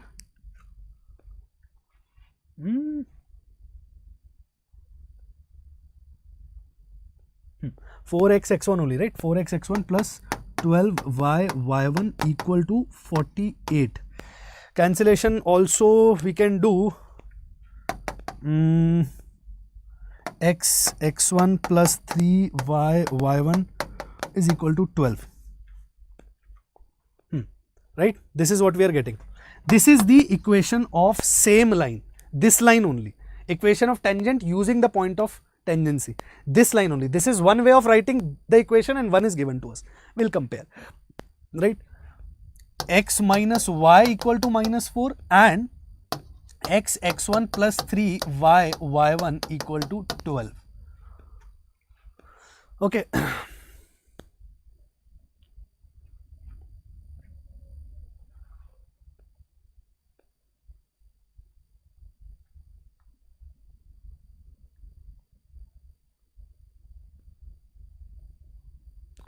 So now compare the coefficients. X1 divided by 1 will be equal to 3y1 divided by minus 1 is equal to 12 divided by minus 4. That means minus 3. Okay. So what will you get? You will get x1 directly from here. X1 will be minus 3 and y1 4 minus minus will get cancelled. 3 4 1. Y1 will be equal to 1. X1 as minus 3 and y1 equal to 1. Okay. Point of contact directly you are getting. If you don't remember the formula, this is how you can easily find, right? Formula, if you remember that, it will be, maybe it will save a minute, like some seconds of yours. I don't think writing these two steps is also very much trouble, right? So you can. This point we found as minus 3 comma 1. Okay. Let's check once. Correct. Okay. Let's do one more to see what can we do in case we don't remember. One question based on focus this time. Okay, tangent drawn to ellipse this at point P meets the coordinate axis at points A and B respectively. Locus of the midpoint of segment AB. Locus of the midpoint of segment AB. Which type of ellipse? We don't know. Like we'll take the standard type only. Let's take, right? We have no information on A and B, so let's take the standard type. Okay. What is the question saying? It is saying that at point tangents, there are two the tangents drawn to this ellipse at point P. There is some point P on this ellipse and tangents are drawn at this point. Tangent, not tangents, only tangent, one tangent. Only a tangent is drawn at this point. Let's say this particular tangent. This is your point P. What is the question saying? It is saying it meets the coordinate axis at A and B respectively. This line, this tangent meets at A and B respectively. That means this is A, let's say, and this is B. Locus of the midpoint of AB. We have to find the locus of midpoint of AB. What will be the midpoint of AB? Right? This point keeps on moving. Right? This point keeps on moving. This P this on this point P, there can be other tangents also, right? On this point P, there can be other tangents. There will be many tangents, and there will be many such line segments. We need to find the locus of the midpoint of these line segments. Locus of the midpoint of these line segments. What shall we do? First of all, we need to find the locus of the point. So we'll assume that point as h comma k. No, wait. This is not going to be the midpoint. Not necessarily that this only is the midpoint. Wait. Let's say that midpoint is in somewhere over here. Midpoint. Right? And this midpoint we are telling as h comma k. Let's say this is midpoint. Although it's not looking like that, but let's say this is midpoint of all of this line segment. And there will be many such line segments. There will be different line segments.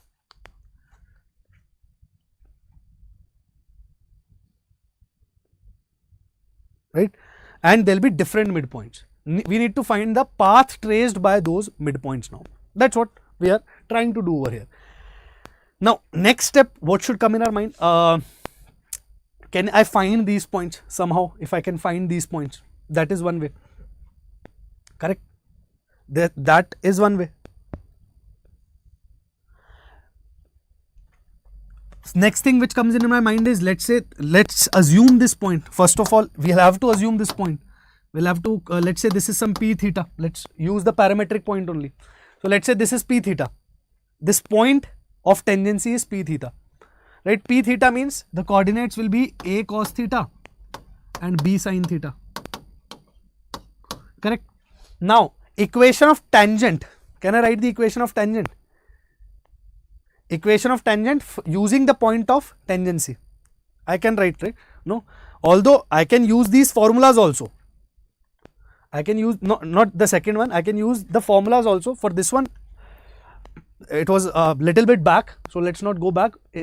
Here itself, we know t equal to 0 is going to give me the equation of this tangent, where the point of tangency is this point, t equal to 0. So I'll just do t equal to 0. Instead of x square, I'll write x1. So my equation will become x cos theta by a, correct, plus y sin theta by b equal to 1. Instead of x square, I've written xx1, y square, I've written yy1. Right, y1, x1, y1 are these points. Right, now in this equation, this is the equation of this tangent. Now where this tangent will cut the coordinate axis, that also I can find if I have the equation of tangent, correct. I can find these points where it is cutting the coordinate axis. Because I have the equation, I'll put y equal to 0, I'll have point A. I'll put x is equal to 0, I'll have point B, correct. If I put y equal to 0, point A will come out to be A by cos theta, that means A sec theta,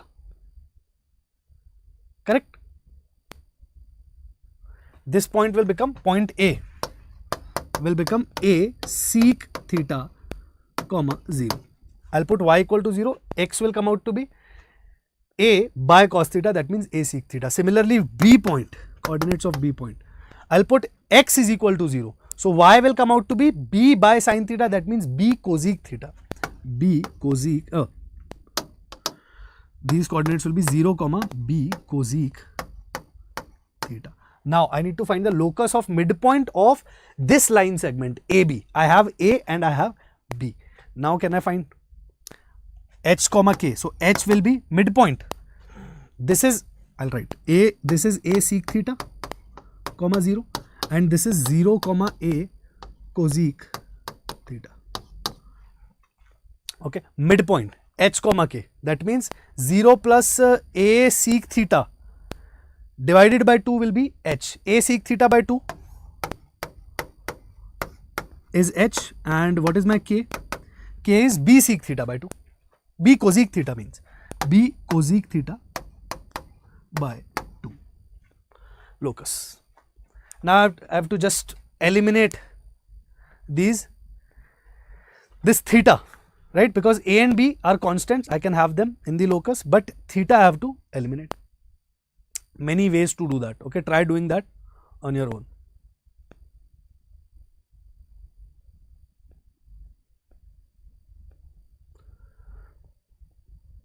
Right, there will be many ways to do that. Convert them into sine, cos, and then square, like that you can do. What can I do? I'm so scared. The days are very less. Nothing, beta. You cannot do anything. You cannot like, there is no magic where we'll just click the fingers and everything will get inside your mind. What you can do is try, and try your best. No time is less time, you know. It's not wise to say that, but even if you have 20 days or 10 days, 5 days for your exam, if you like waste those 5 days, that is good. Or if you give 100% in those 5 days and just try to at least reach a little bit near to your exam. So try, study hard. It's okay, time is less, but you have efforts. There is no other go, beta. Okay, so what are we? Do we have the solution over here? Yeah, h and k are correct. Locus will be x square by a square by x square plus b square by y square equal to 4. This thing, just eliminate it, right?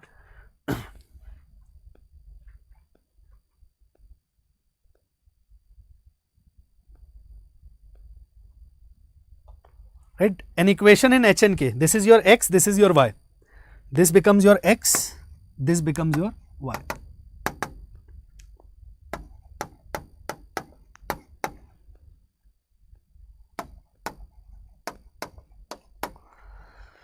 Okay, so your relation is quite clear, no? This only will be developed. A square sec square theta by 4 plus y square b square cosec square theta by 4 is going to be equal to x square plus y square, right? 4x square plus y square, right? Now normals, and normals nowadays, before I think 2000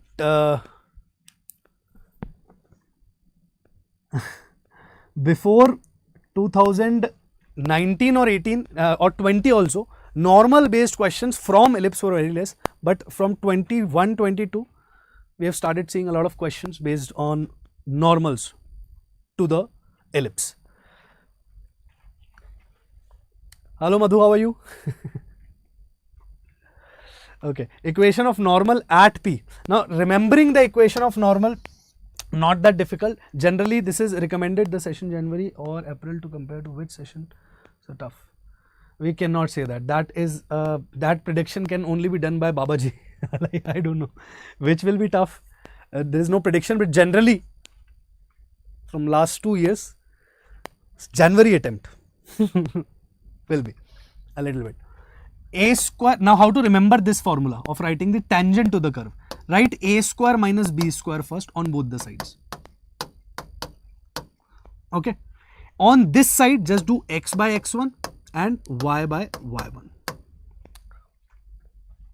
This is how every teacher, most of the teachers will tell you how to remember, or even in books this method is mentioned. Very easy. Just write a square minus b square on both the sides first. Right, here do x by x1, here do y by y1. Done. Sorted. Okay, you can easily, if with parametric points, this will be the equation. Same thing with parametric points. In that case, this will be your equation. Ax sec theta plus minus by cosec theta is equal to a square minus b square. You'll need this one more often. This very rarely. This one definitely you might need. Alright, equation of normal. The first one you are definitely going to need. Let's practice how to write the equation of normal. The equation of normal at this point to this ellipse. First of all, write the ellipse in standard format. Right, that is the most important thing.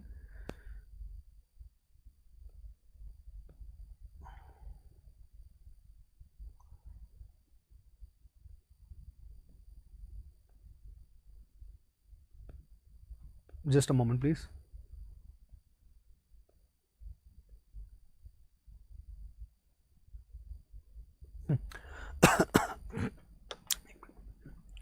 X, let's write this in the standard format. So x square 9 by 180, that means 20 plus 16y square by 180. Oh, 16 and 180 won't go, right?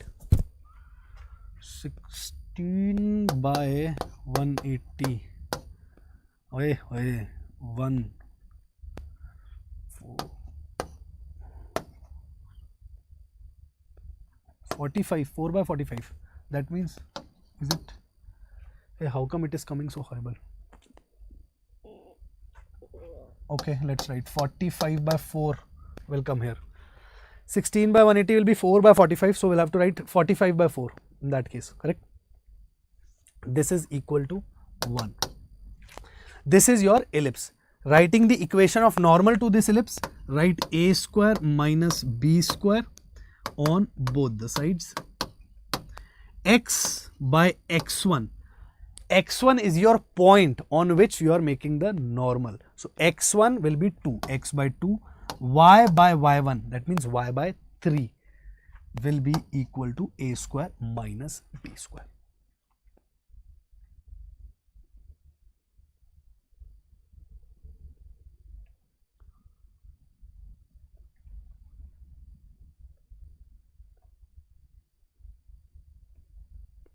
You have a and b now.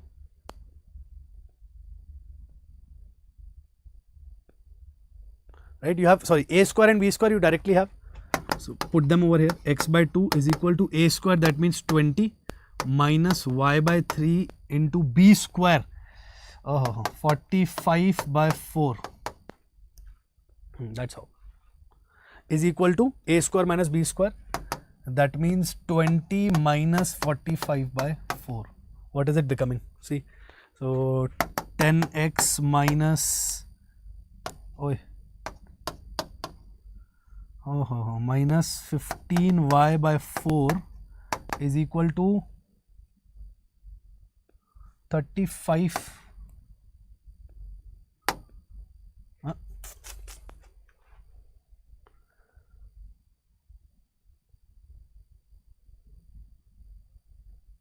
35 by 4. Can't help it, this is what we are getting. This you can summarize, which option will come for that. I think this will become 10x minus 15y. So 35 by 4. If you multiply 4 or t, then 5 and divide by 5, 8x minus 3y is equal to, I think, 7, right? 5 7s are 35.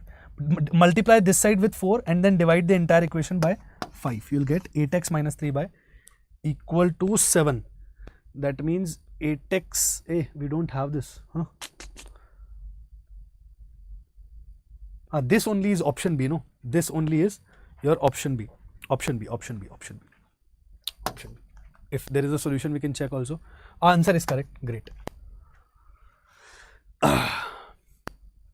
One more question from normals. Okay, normals is, now we are considering normals as an important topic.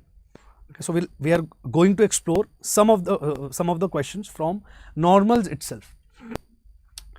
If the normal at the end of the latus rectum of an ellipse passes through an extremity of minor axis, 20, okay, extremity of minor axis, then the eccentricity E of the ellipse satisfies. That means the E which we get, that E will satisfy which of these equations? I think a little bit calculative the question is looking to me. Let's see how it is going to have us. Okay, what does it mean? First of all, normal latus rectum, any information about the type of ellipse do we have?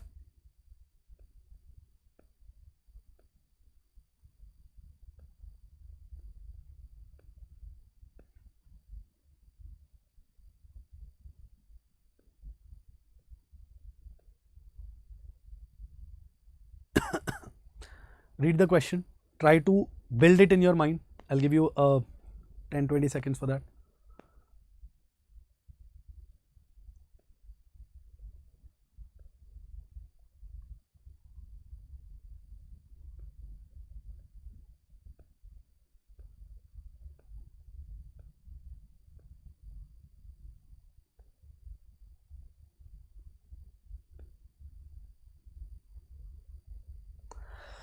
Let's see, let's move ahead with the standard ellipse only, and we'll also realize that why are we doing that, don't worry about it. It's saying there is an ellipse, normal at end of the latus rectum. Generally latus rectum length only is involved in the questions, but here they are talking about end of the latus rectum. End of the latus rectum. Okay, let's say this is your ellipse. Okay, general ellipse. When nothing is given, we have to take it as a standard general horizontal ellipse only. If nothing is given, then we have to do that. Okay, thank you. X square by a square plus y square by b square equal to 1. Standard format, standard lyrics. Okay, standard format, like the standard ellipse and its standard equation. Now, what the question is saying, that from the end point of latus rectum, any one end point, let's say this is the end point of latus rectum. If the normal at the end of the latus rectum, that means if we form a normal over here, let's say this is your tangent and this is your normal. Okay, passes through the n extremity of the minor axis. That means this normal is passing through one extremity of the minor axis. Obviously, this normal, if we are using this end point of latus rectum, then this normal will be passing through this extremity. Extremity means end point of minor axis. This will be your minor axis. Correct? This will be your minor axis. And this line, this normal will pass through this extremity of your minor axis. Understanding the question itself is very important over here. Okay, understanding what does it mean, what does it say. So it says that if you draw a normal at end point of your latus rectum, that normal is passing through the extremity of your minor axis of the ellipse, right? So figure is correct. Definitely figure is correct. If this is the case, we are taking general case, right? We are taking general case. Whatever result we'll get, that also is going to be general. Hi Shaurya, how are you? Shaurya Veer or that too? Yeah. Okay. Okay. This we have assumed standard, and whatever result now we are going to get is going to be for standard form only. Shaurya, this is very like you'll have to study the other chapters, a lot of them first to come to this, but you can start, right? Whenever you have time, you can start. Great. Okay. So we'll go with the normal approach. Whatever we know, basic things that we know is that this is going to be AE. This can come in our mind that this is going to be our AE. But the question is understood that this line is passing through this extremity. This point is going to be AE comma 0. If this point is AE comma 0, can we, in starting when we are doing latest rectum, we did focus upon the end points of latest rectum. Remember, it will be, this one will be AE comma B square by A. Yes or no?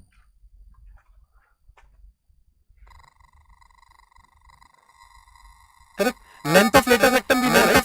The total length is 2B square by A. So this length is B square by A, this length is B square by A. So coordinates of this particular point, this end point will be this AE comma B square by A, and this particular point will be minus AE. Sorry.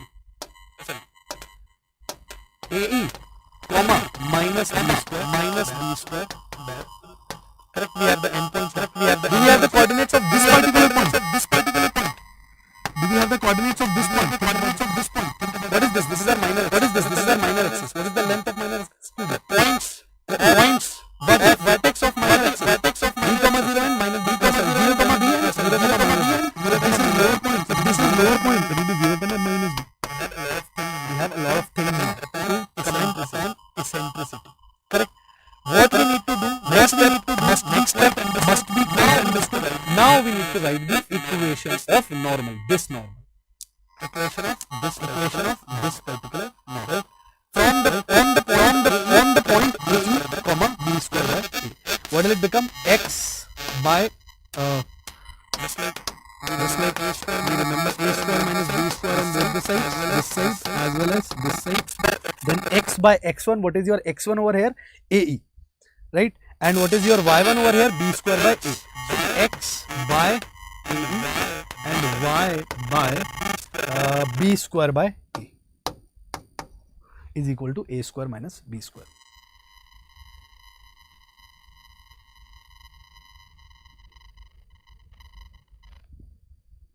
So this will become x A by E minus minus AY is equal to A square minus B square. Now what I need is E, correct, and this tangent passes through 0 comma B, so it is going to satisfy 0 comma B, 0 comma minus B.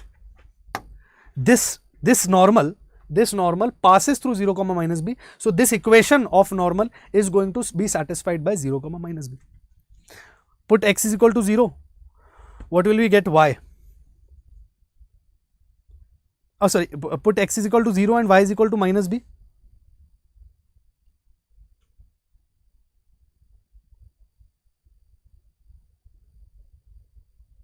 X is equal to 0, y is equal to minus B gives us AB is equal to, this will become AB, right? So AB equal to A square minus B square. This is what we are going to get. What do we need? We need E. E is equal to square root of 1 minus B square by A square. Correct. This is our E. If we square both the sides, it will even be better. E square will be equal to 1 minus B square by A square. Now see, we need equation in E. That means we need to eliminate both A and B. A also, we need, what do we need? We need equation for E, because E satisfies with equation. Whatever we have, whatever result we are going to get, that should contain only E, and they are degree 4 also, they are power 4 also. So we need to eliminate both a and b. How can we do that? We can use b square by a square for doing that. Create b square by a square everywhere. Can we create that? Yes, here we can create. If we divide this entire equation by a square, if we divide this entire equation by a square, what will we have? B by a, we'll have b by a equal to 1 minus b square by a square. Correct? This is what we are going to have. Square one more time. We'll have to square one more time because we should have b square by a square only in this entire thing. So we'll have b square by a square. This will become b square by a square is equal to 1 plus b to the power 4 by a to the power 4 minus 2 times of b square by a square. This is what we have. Now use this what is the value of b square by a square? B square by a square will become 1 minus e. Wherever you see b square by a square, put 1 minus e and you will have the relation. Right? That is how you can eliminate entire b square by b and a both in one go only. Here all the terms have b square by a square now. From here we can use b square by a square is going to be 1 minus e. B square by a square equal to 1 minus e. As soon as you put over here, you will get an equation in e. Specifically in e, that means this equation. And definitely it will be in degree 4, it will be in power 4 because we are getting b to the power 4 by a to the power 4 over here. That means e to the power 4.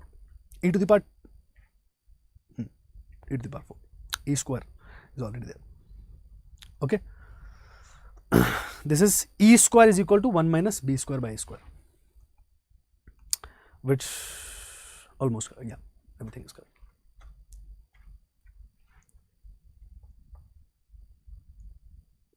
Now let's have a look at this one.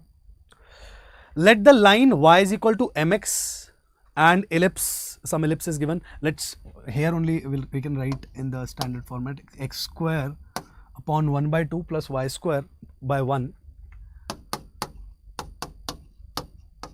is equal to 1. Okay, so a and b we have.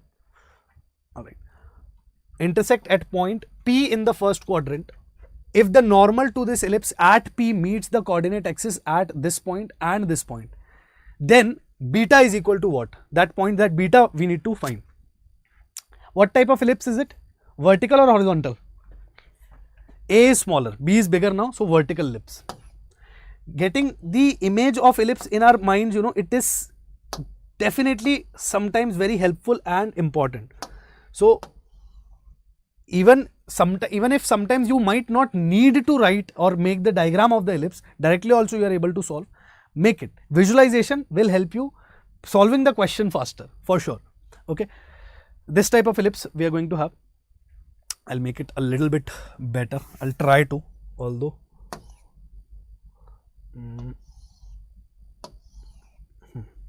Okay. Like a leaf. Center is 0, 0 for sure. Center is our origin only. No need to mark the center also. We know center is origin, right? Standard ellipse. It's saying that there is this line y is equal to mx. Y is equal to mx, that means it is going to pass through the center. It is going to pass through the center. Y is equal to mx, 0, 0. From 0, 0 it will pass. Okay, this is one thing. Intersect point P in the first quadrant.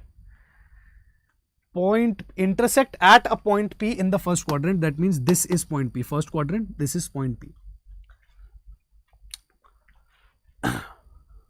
If the normal to this ellipse at P, now at P itself, we need to make a normal. Hey, I don't think, 1 minute. If the normal to this ellipse at P meets the coordinate axis at this and this, then B is equal to. Where are we using y is equal to mx? We don't need this line, I think. Okay, let's see. The question says that at this same point, P only, there is no P dash, no, it is P only. At same point, P, if we want to make a tangent, if we want to make a normal, if we make a normal at this point only, then this normal cuts the axis, coordinate axis at these points. 0 comma beta will come on y-axis and this point minus 1 by 3 root 2 comma 0 will come on x-axis. Then beta is equal to what? That is what we are supposed to find.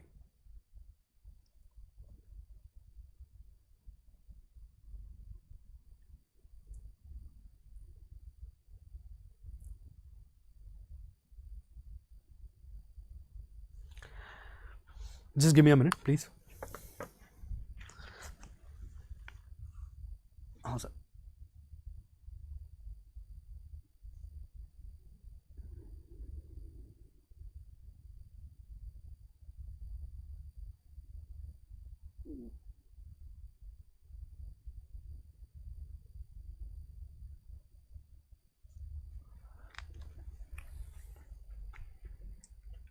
Yeah.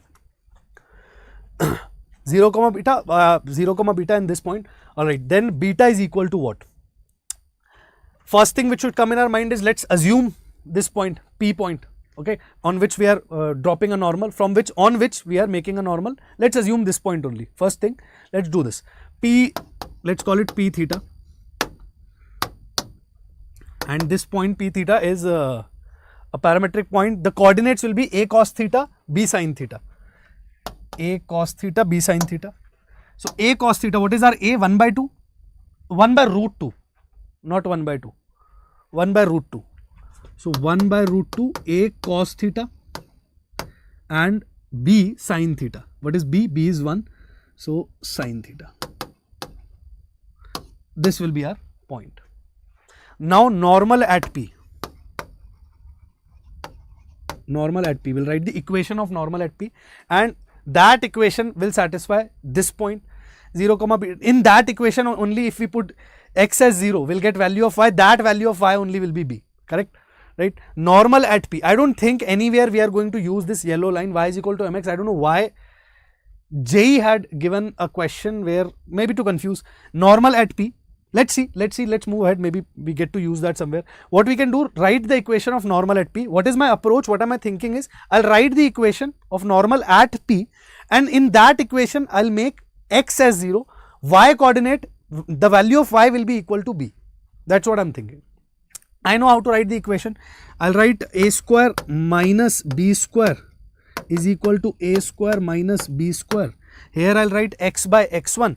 So x by 1 by root 2 cos theta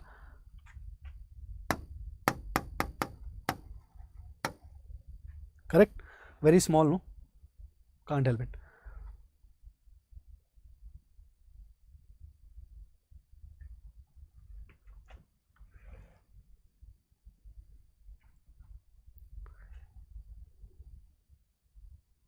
But there is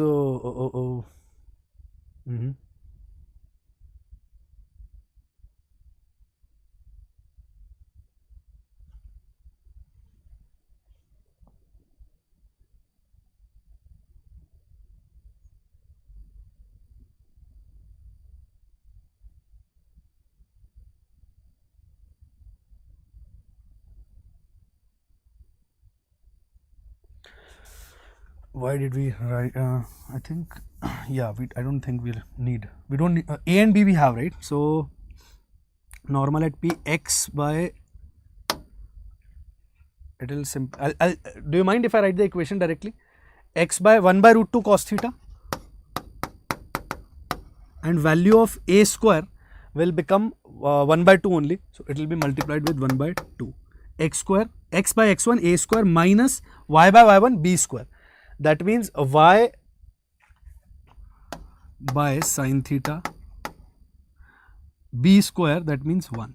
That means into 1 only, nothing else. Equal to a square minus b square, that means 1 by 2 minus 1. This is what I am going to have. Can we summarize this? Oh my god.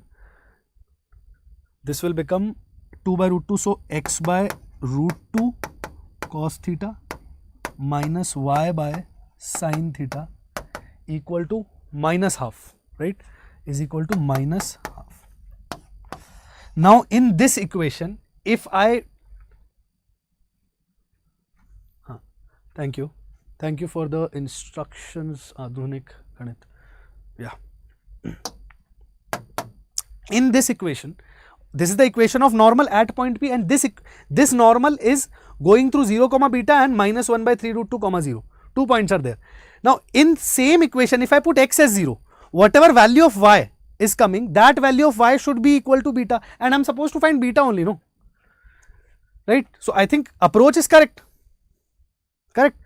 Approach is correct. Or what you could do is make the equation using these 2 points, then compare that equation with the equation of normal at point P. There are many ways, but in this same equation, if I put x as 0 and find y, that y will give me beta only, no? That y is going to give me beta only.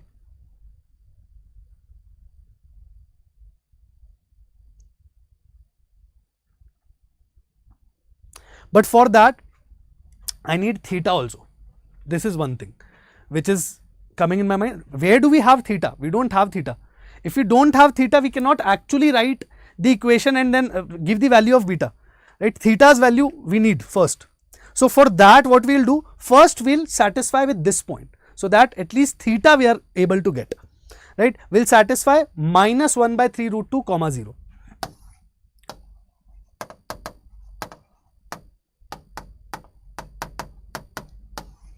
Right? I'll satisfy minus 1 by 3 root 2 comma 0.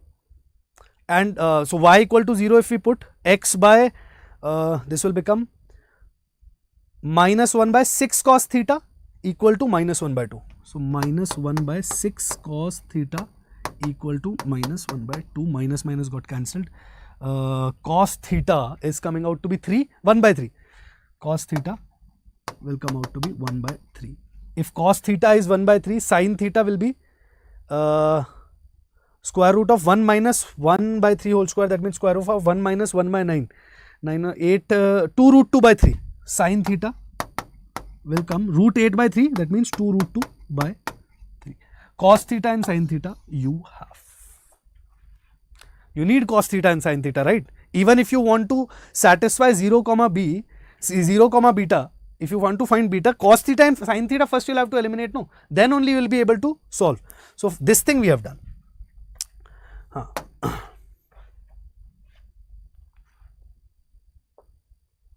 So my normal was, what was my normal? X by root 2 cos theta minus x by root 2 cos theta will become x by root 2 into 1 by 3. So 3x by root 2 minus 3y by 2 root 2. 3x by root 2 minus 3y by 2 root 2 is equal to minus half. Correct? Is equal to minus half. It satisfies, this is my equation, and this also satisfies 0 comma beta. So putting x is equal to 0, I'll have minus 3y by 2 root 2 is equal to minus half. Now y will come out to be 2 cancelled, y will come out to be minus of root 2 by 3. Hey, minus is also getting cancelled, no? Minus is also getting cancelled. Y is equal to, y will be equal to root 2 by 3. Y is equal to beta. This y only will be beta. In this equation, if I am putting x as 0, then whatever value I get will be the value of beta, right? Or we can say the line is crossing the vertical y-axis at this point. Anyhow, whichever way you want to say that. Okay. So, correct kya? Let's see. Beta is equal to root 2 by 3, correct. Root 2 by 3 only, right? Root 2 by 3 was an option. Yes. So, normal questions we have explored very well. Solve some more questions. Most of the variety we have explored. Solve some more from your books and modules or wherever you are doing practice from. Make this, keep your normals part very, very, very strong. Okay, this part should be quite strong. Solve slowly, solve faster. While watching the lecture also later, if you are watching with recording, take pauses and solve along with me. That also will give you a good amount of practice. Don't worry about it. Now, equation of chords of an ellipse, same thing, same like circle and parabola. Chord of contact will be given by t equal to 0. Chord of contact means, suppose if we have an ellipse, right, from one point we are dropping 2 tangents. So this will be your chord of contact. This white line will be chord of, I'll write just COC, chord of contact. This line will be your chord of contact. Okay, and its equation can be simply written as t equal to 0. T you will have to take with respect to this point, x1, y1, the external point. Okay, t will be written with respect to this x1, y1, the external point. And chord with given midpoint. If the midpoint of chord is given to you, then that equation, just like in circles and parabola, you will be writing it like this, t equal to S1. T and S1 both with respect to the midpoint, right? If this is your ellipse and chord with midpoint, this point is given to you, x1, y1, this point is given to you. Then with respect to this x1, y1, you can write the equation of this chord, which has the midpoint as x1, y1. The equation of this chord will be given by t equal to S1. T and S1 both will be with respect to this midpoint, not any other point.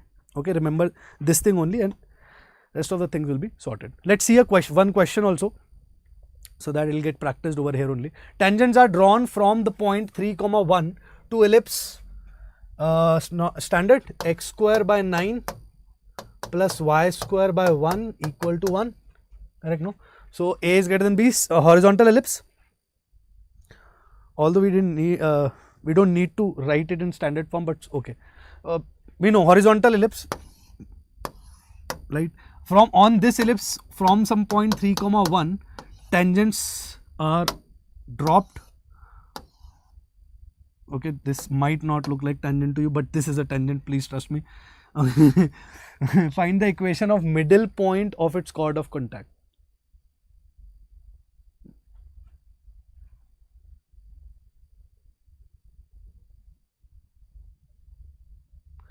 Right, this point is given to me.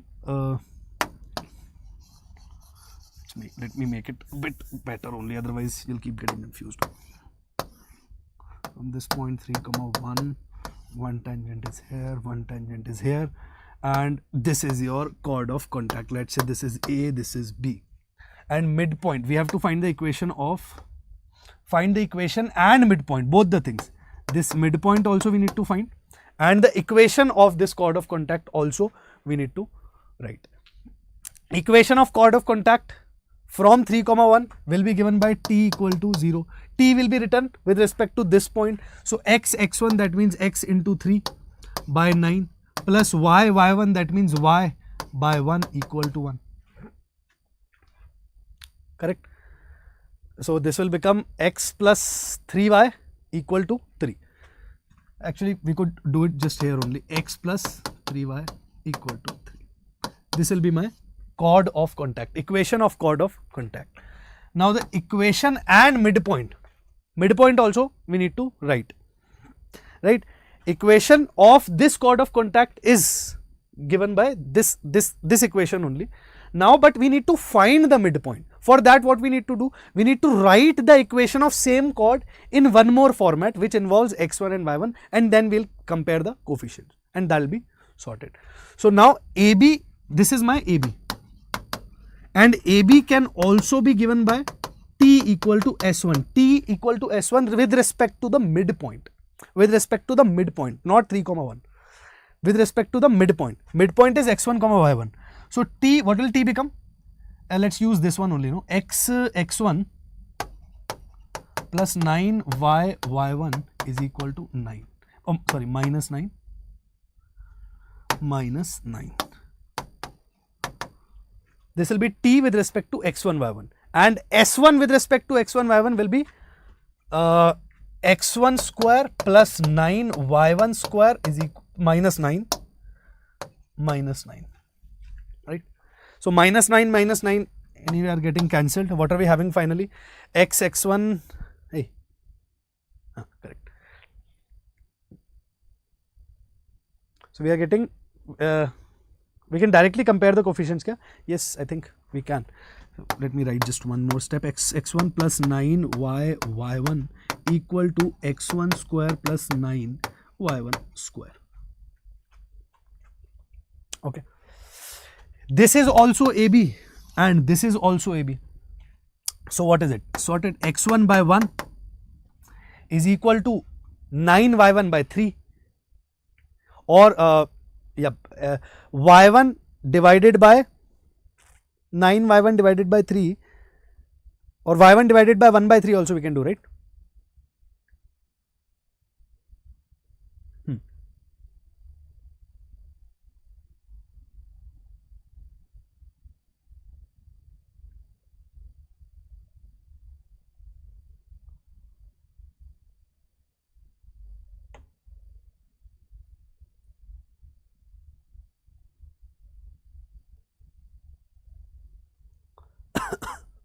हाँ sir, एक दे दो.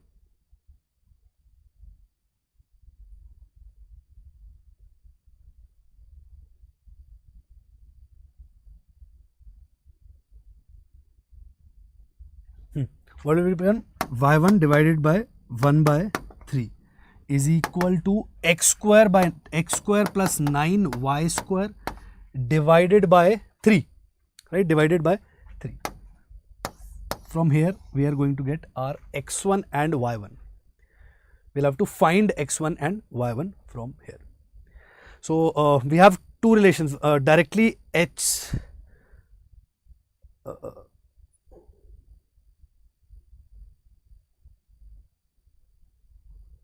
we have this relation. So from here what we can do, x1 is equal to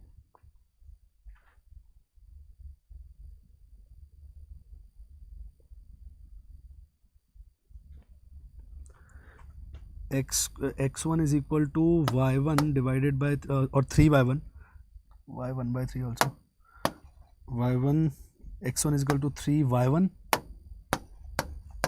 One relation we'll get, and another relation we'll get from here. That means x1 is equal to x1 square plus 9 y1 square by 3.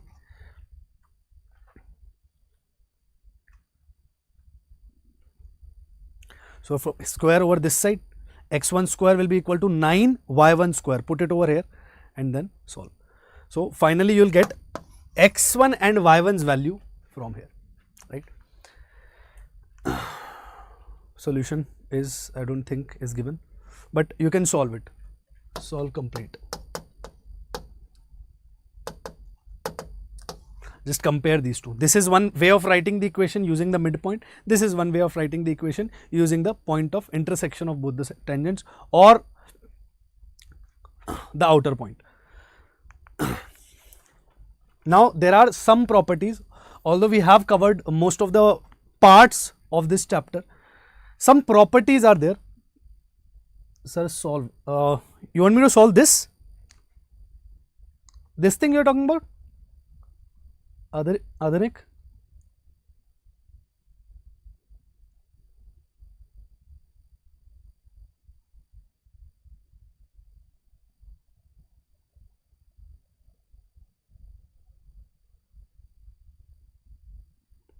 This you can solve, right? Just compare. X1, you have three equations. This equal to this equal to this, and these two equal to each other. Three equations, two variables. Can easily solve. This will be easily solved. Don't worry about it. Now let's pay attention and come upon to the last part of this. Properties, although or directly on properties, hardly any question is framed, or hardly PYQs are seen from properties, be it of parabola or be it of ellipse also. But yeah, we should know, because if the question is formed from properties, it is definitely going to be very, very easy. That's why we should know the properties, right? It's okay if we don't want to practice them too much, but we should at least know the properties. Property number 1 says product of length of perpendiculars from foci on any tangent to ellipse is equal to semi-minor axis square. That is this. That means from both the foci, if you drop foot of perpendiculars on a tangent, okay, then this distance P1, then this product P1 into P2 is going to be equal to B square for standard ellipse. This is for your standard horizontal ellipse. Okay, semi-minor axis will be equal to square of semi-minor axis. Semi-minor axis means B, right? P1, P2, these distances, this length P1 and this length P2, product of these two is going to be equal to B square. Okay, this is one property. Remember this, write it down. By looking at it once also you can remember, like if question is involving this, the question is dropping perpendiculars on the tangent from the foci, then you might need this, and easily you can remember that product of P1 and P2 is going to be equal to B square. 3 more are there. Foot of perpendicular from either focus on any tangent to an ellipse lies on auxiliary circle. This means that, just a minute.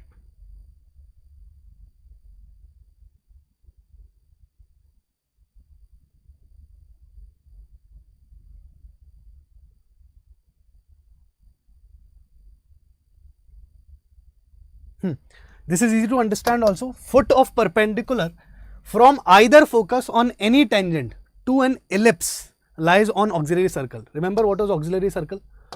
Auxiliary circle means if we take major axis, this major axis as the diameter, and draw a circle around the ellipse, then this circle is going to be called as auxiliary circle. The foot of perpendicular from any focus on any tangent to an ellipse lies on the auxiliary circle. Obviously, it's very obvious also. Foot of perpendicular means if we have a tangent on the ellipse, and if we are dropping a foot of perpendicular, then that foot of perpendicular is going to, let me make a better figure over here. Let me explain you over here. Okay, it is saying that from any focus, let's say from S dash, we are dropping a perpendicular. So definitely it's not going to be perpendicular. This is not circle. Don't think that this is center and if we drop a perpendicular, this will be perpendicular. No, foot of perpendicular means it is not going to lie on point of tangency. Foot of perpendicular will be somewhere else. But this foot of perpendicular will lie definitely on, this figure itself is not coming, just a minute.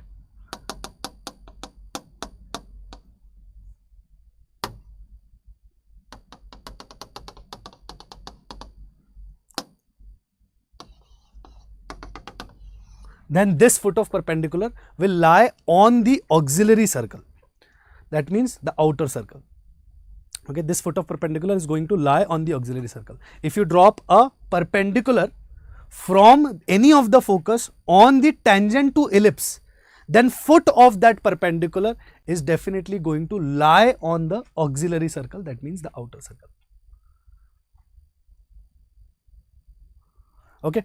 This is what second property is saying. Reflection property, easy to understand. An incident ray coming from focus S after striking concave side of the ellipse gets reflected towards focus S dash. After reflecting the concave side, that do we have a figure with this? No, we don't have figure. Okay, I'll explain here only. Suppose this is your ellipse.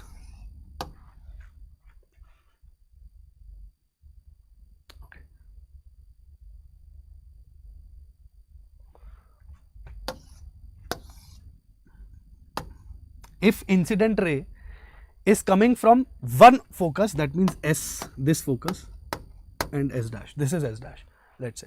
General also, if there is an incident ray and it is getting reflected on the surface or concave surface of the ellipse, then it gets reflected towards your other focus, S dash. Not a very important property, but you can remember this. The vice versa is not true. It is only going to happen like this. From S, if we draw an incident ray, then it is going to reflect and pass through the other focus, right? For same ellipse, the other thing will not be true. Like from S dash, if we drop, will it pass through S? No, might not be true. Might or might not be true. Okay, not this is necessarily true. This is always going to be true, but the other way around is not necessarily true. From S, if you drop an incident ray, it is going to get reflected from S dash. Okay. For example, okay, one more point was there, no? Yeah. The portion of tangent to an ellipse between point of contact and directrix subtends a right angle at the corresponding focus. Means simply this. Suppose this is your ellipse and this is your axis, this is your directrix. The portion of tangent to an ellipse between point of contact and directrix. That means if there is a tangent and point of contact and directrix, this portion, they are talking about this particular portion. This portion will subtend right angle on the focus. Corresponding focus means its side of focus. This angle will be right angle. That's what it is saying. Okay, let's do one question which came on properties in 2020. Very easy. If you know the properties, this question is just like in one go, we'll be able to do this. Which of the following points lie on the locus of foot of perpendicular drawn upon any tangent to ellipse? Foot of perpendicular on a tangent to ellipse will lie on auxiliary circle. We know already. What will be the auxiliary circle over here? Auxiliary circle center will be same. What is the center of this particular ellipse? The center of this ellipse is 0, 0. Right? Center of circle will also, auxiliary circle or ellipse center, both will be same only because diameter is your major axis. What will be radius? Radius of circle? Radius, diameter is major axis, radius will be half of that, that means A, right? Radius will be equal to A, that is 2. So your auxiliary circle will be nothing but x square plus y square is equal to 4, 2 square, that means 4. Now which of the following points lie on the locus of the foot of perpendicular?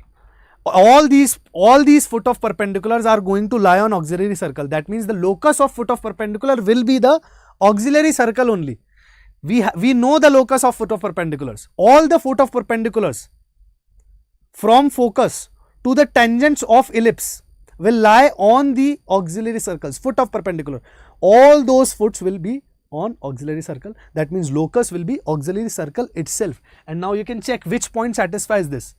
I think -1 comma root 3, correct? -1 whole square plus root 3 whole square will be equal to 4. This satisfies it. So it is going to, the answer, correct answer will be -1 comma root 3. Okay.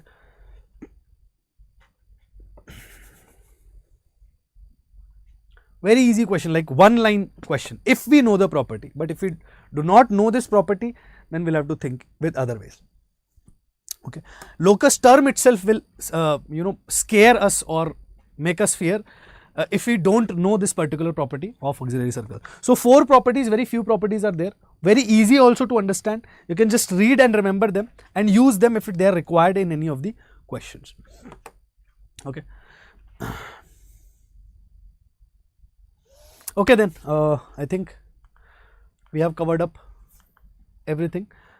Properties were not mentioned in the starting index, but yeah, there were properties, so very few, 4 properties only, a little bit of importance, so that's why properties are also done. Now practice some questions specifically from ellipse. If you are not able to practice questions from any book and you want to revise, at least revise with the video itself. If you don't have right now, you don't have time, you have less time for your preparations, while watching the lecture itself, it's hardly somewhere around 4 hours or 20 or 15 minutes, 4 hours, approximately 4 hours of lecture it is.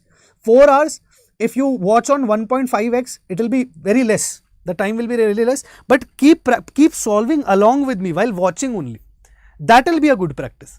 You know, most of the variety will be covered at least. You will remember things, okay, when it comes to solving. After that, solve a couple of questions, solve somewhere around 20 questions based on ellipse from any of the module or book or whatever content you are referring to, that will be enough. After this, we'll start with some 12th class topics, okay. Hyperbola also will take, but before that, 12th class topics. Some students said about the notes not being uploaded. I'll check that, why is it so. For AOD, it's not uploaded. I'll check how did that happen. If I can find the notes and upload, or if there is some technical mistake, I'll talk to the team and see whatever can be done. So that's all for now. Bye bye. Thank you. Nandri. Namaskaram. Vanakkam. Hasta la vista. So many, whatever, however you say bye. Okay. Thank you. Thanks a lot. Take care. Have fun. Keep learning. Keep enjoying.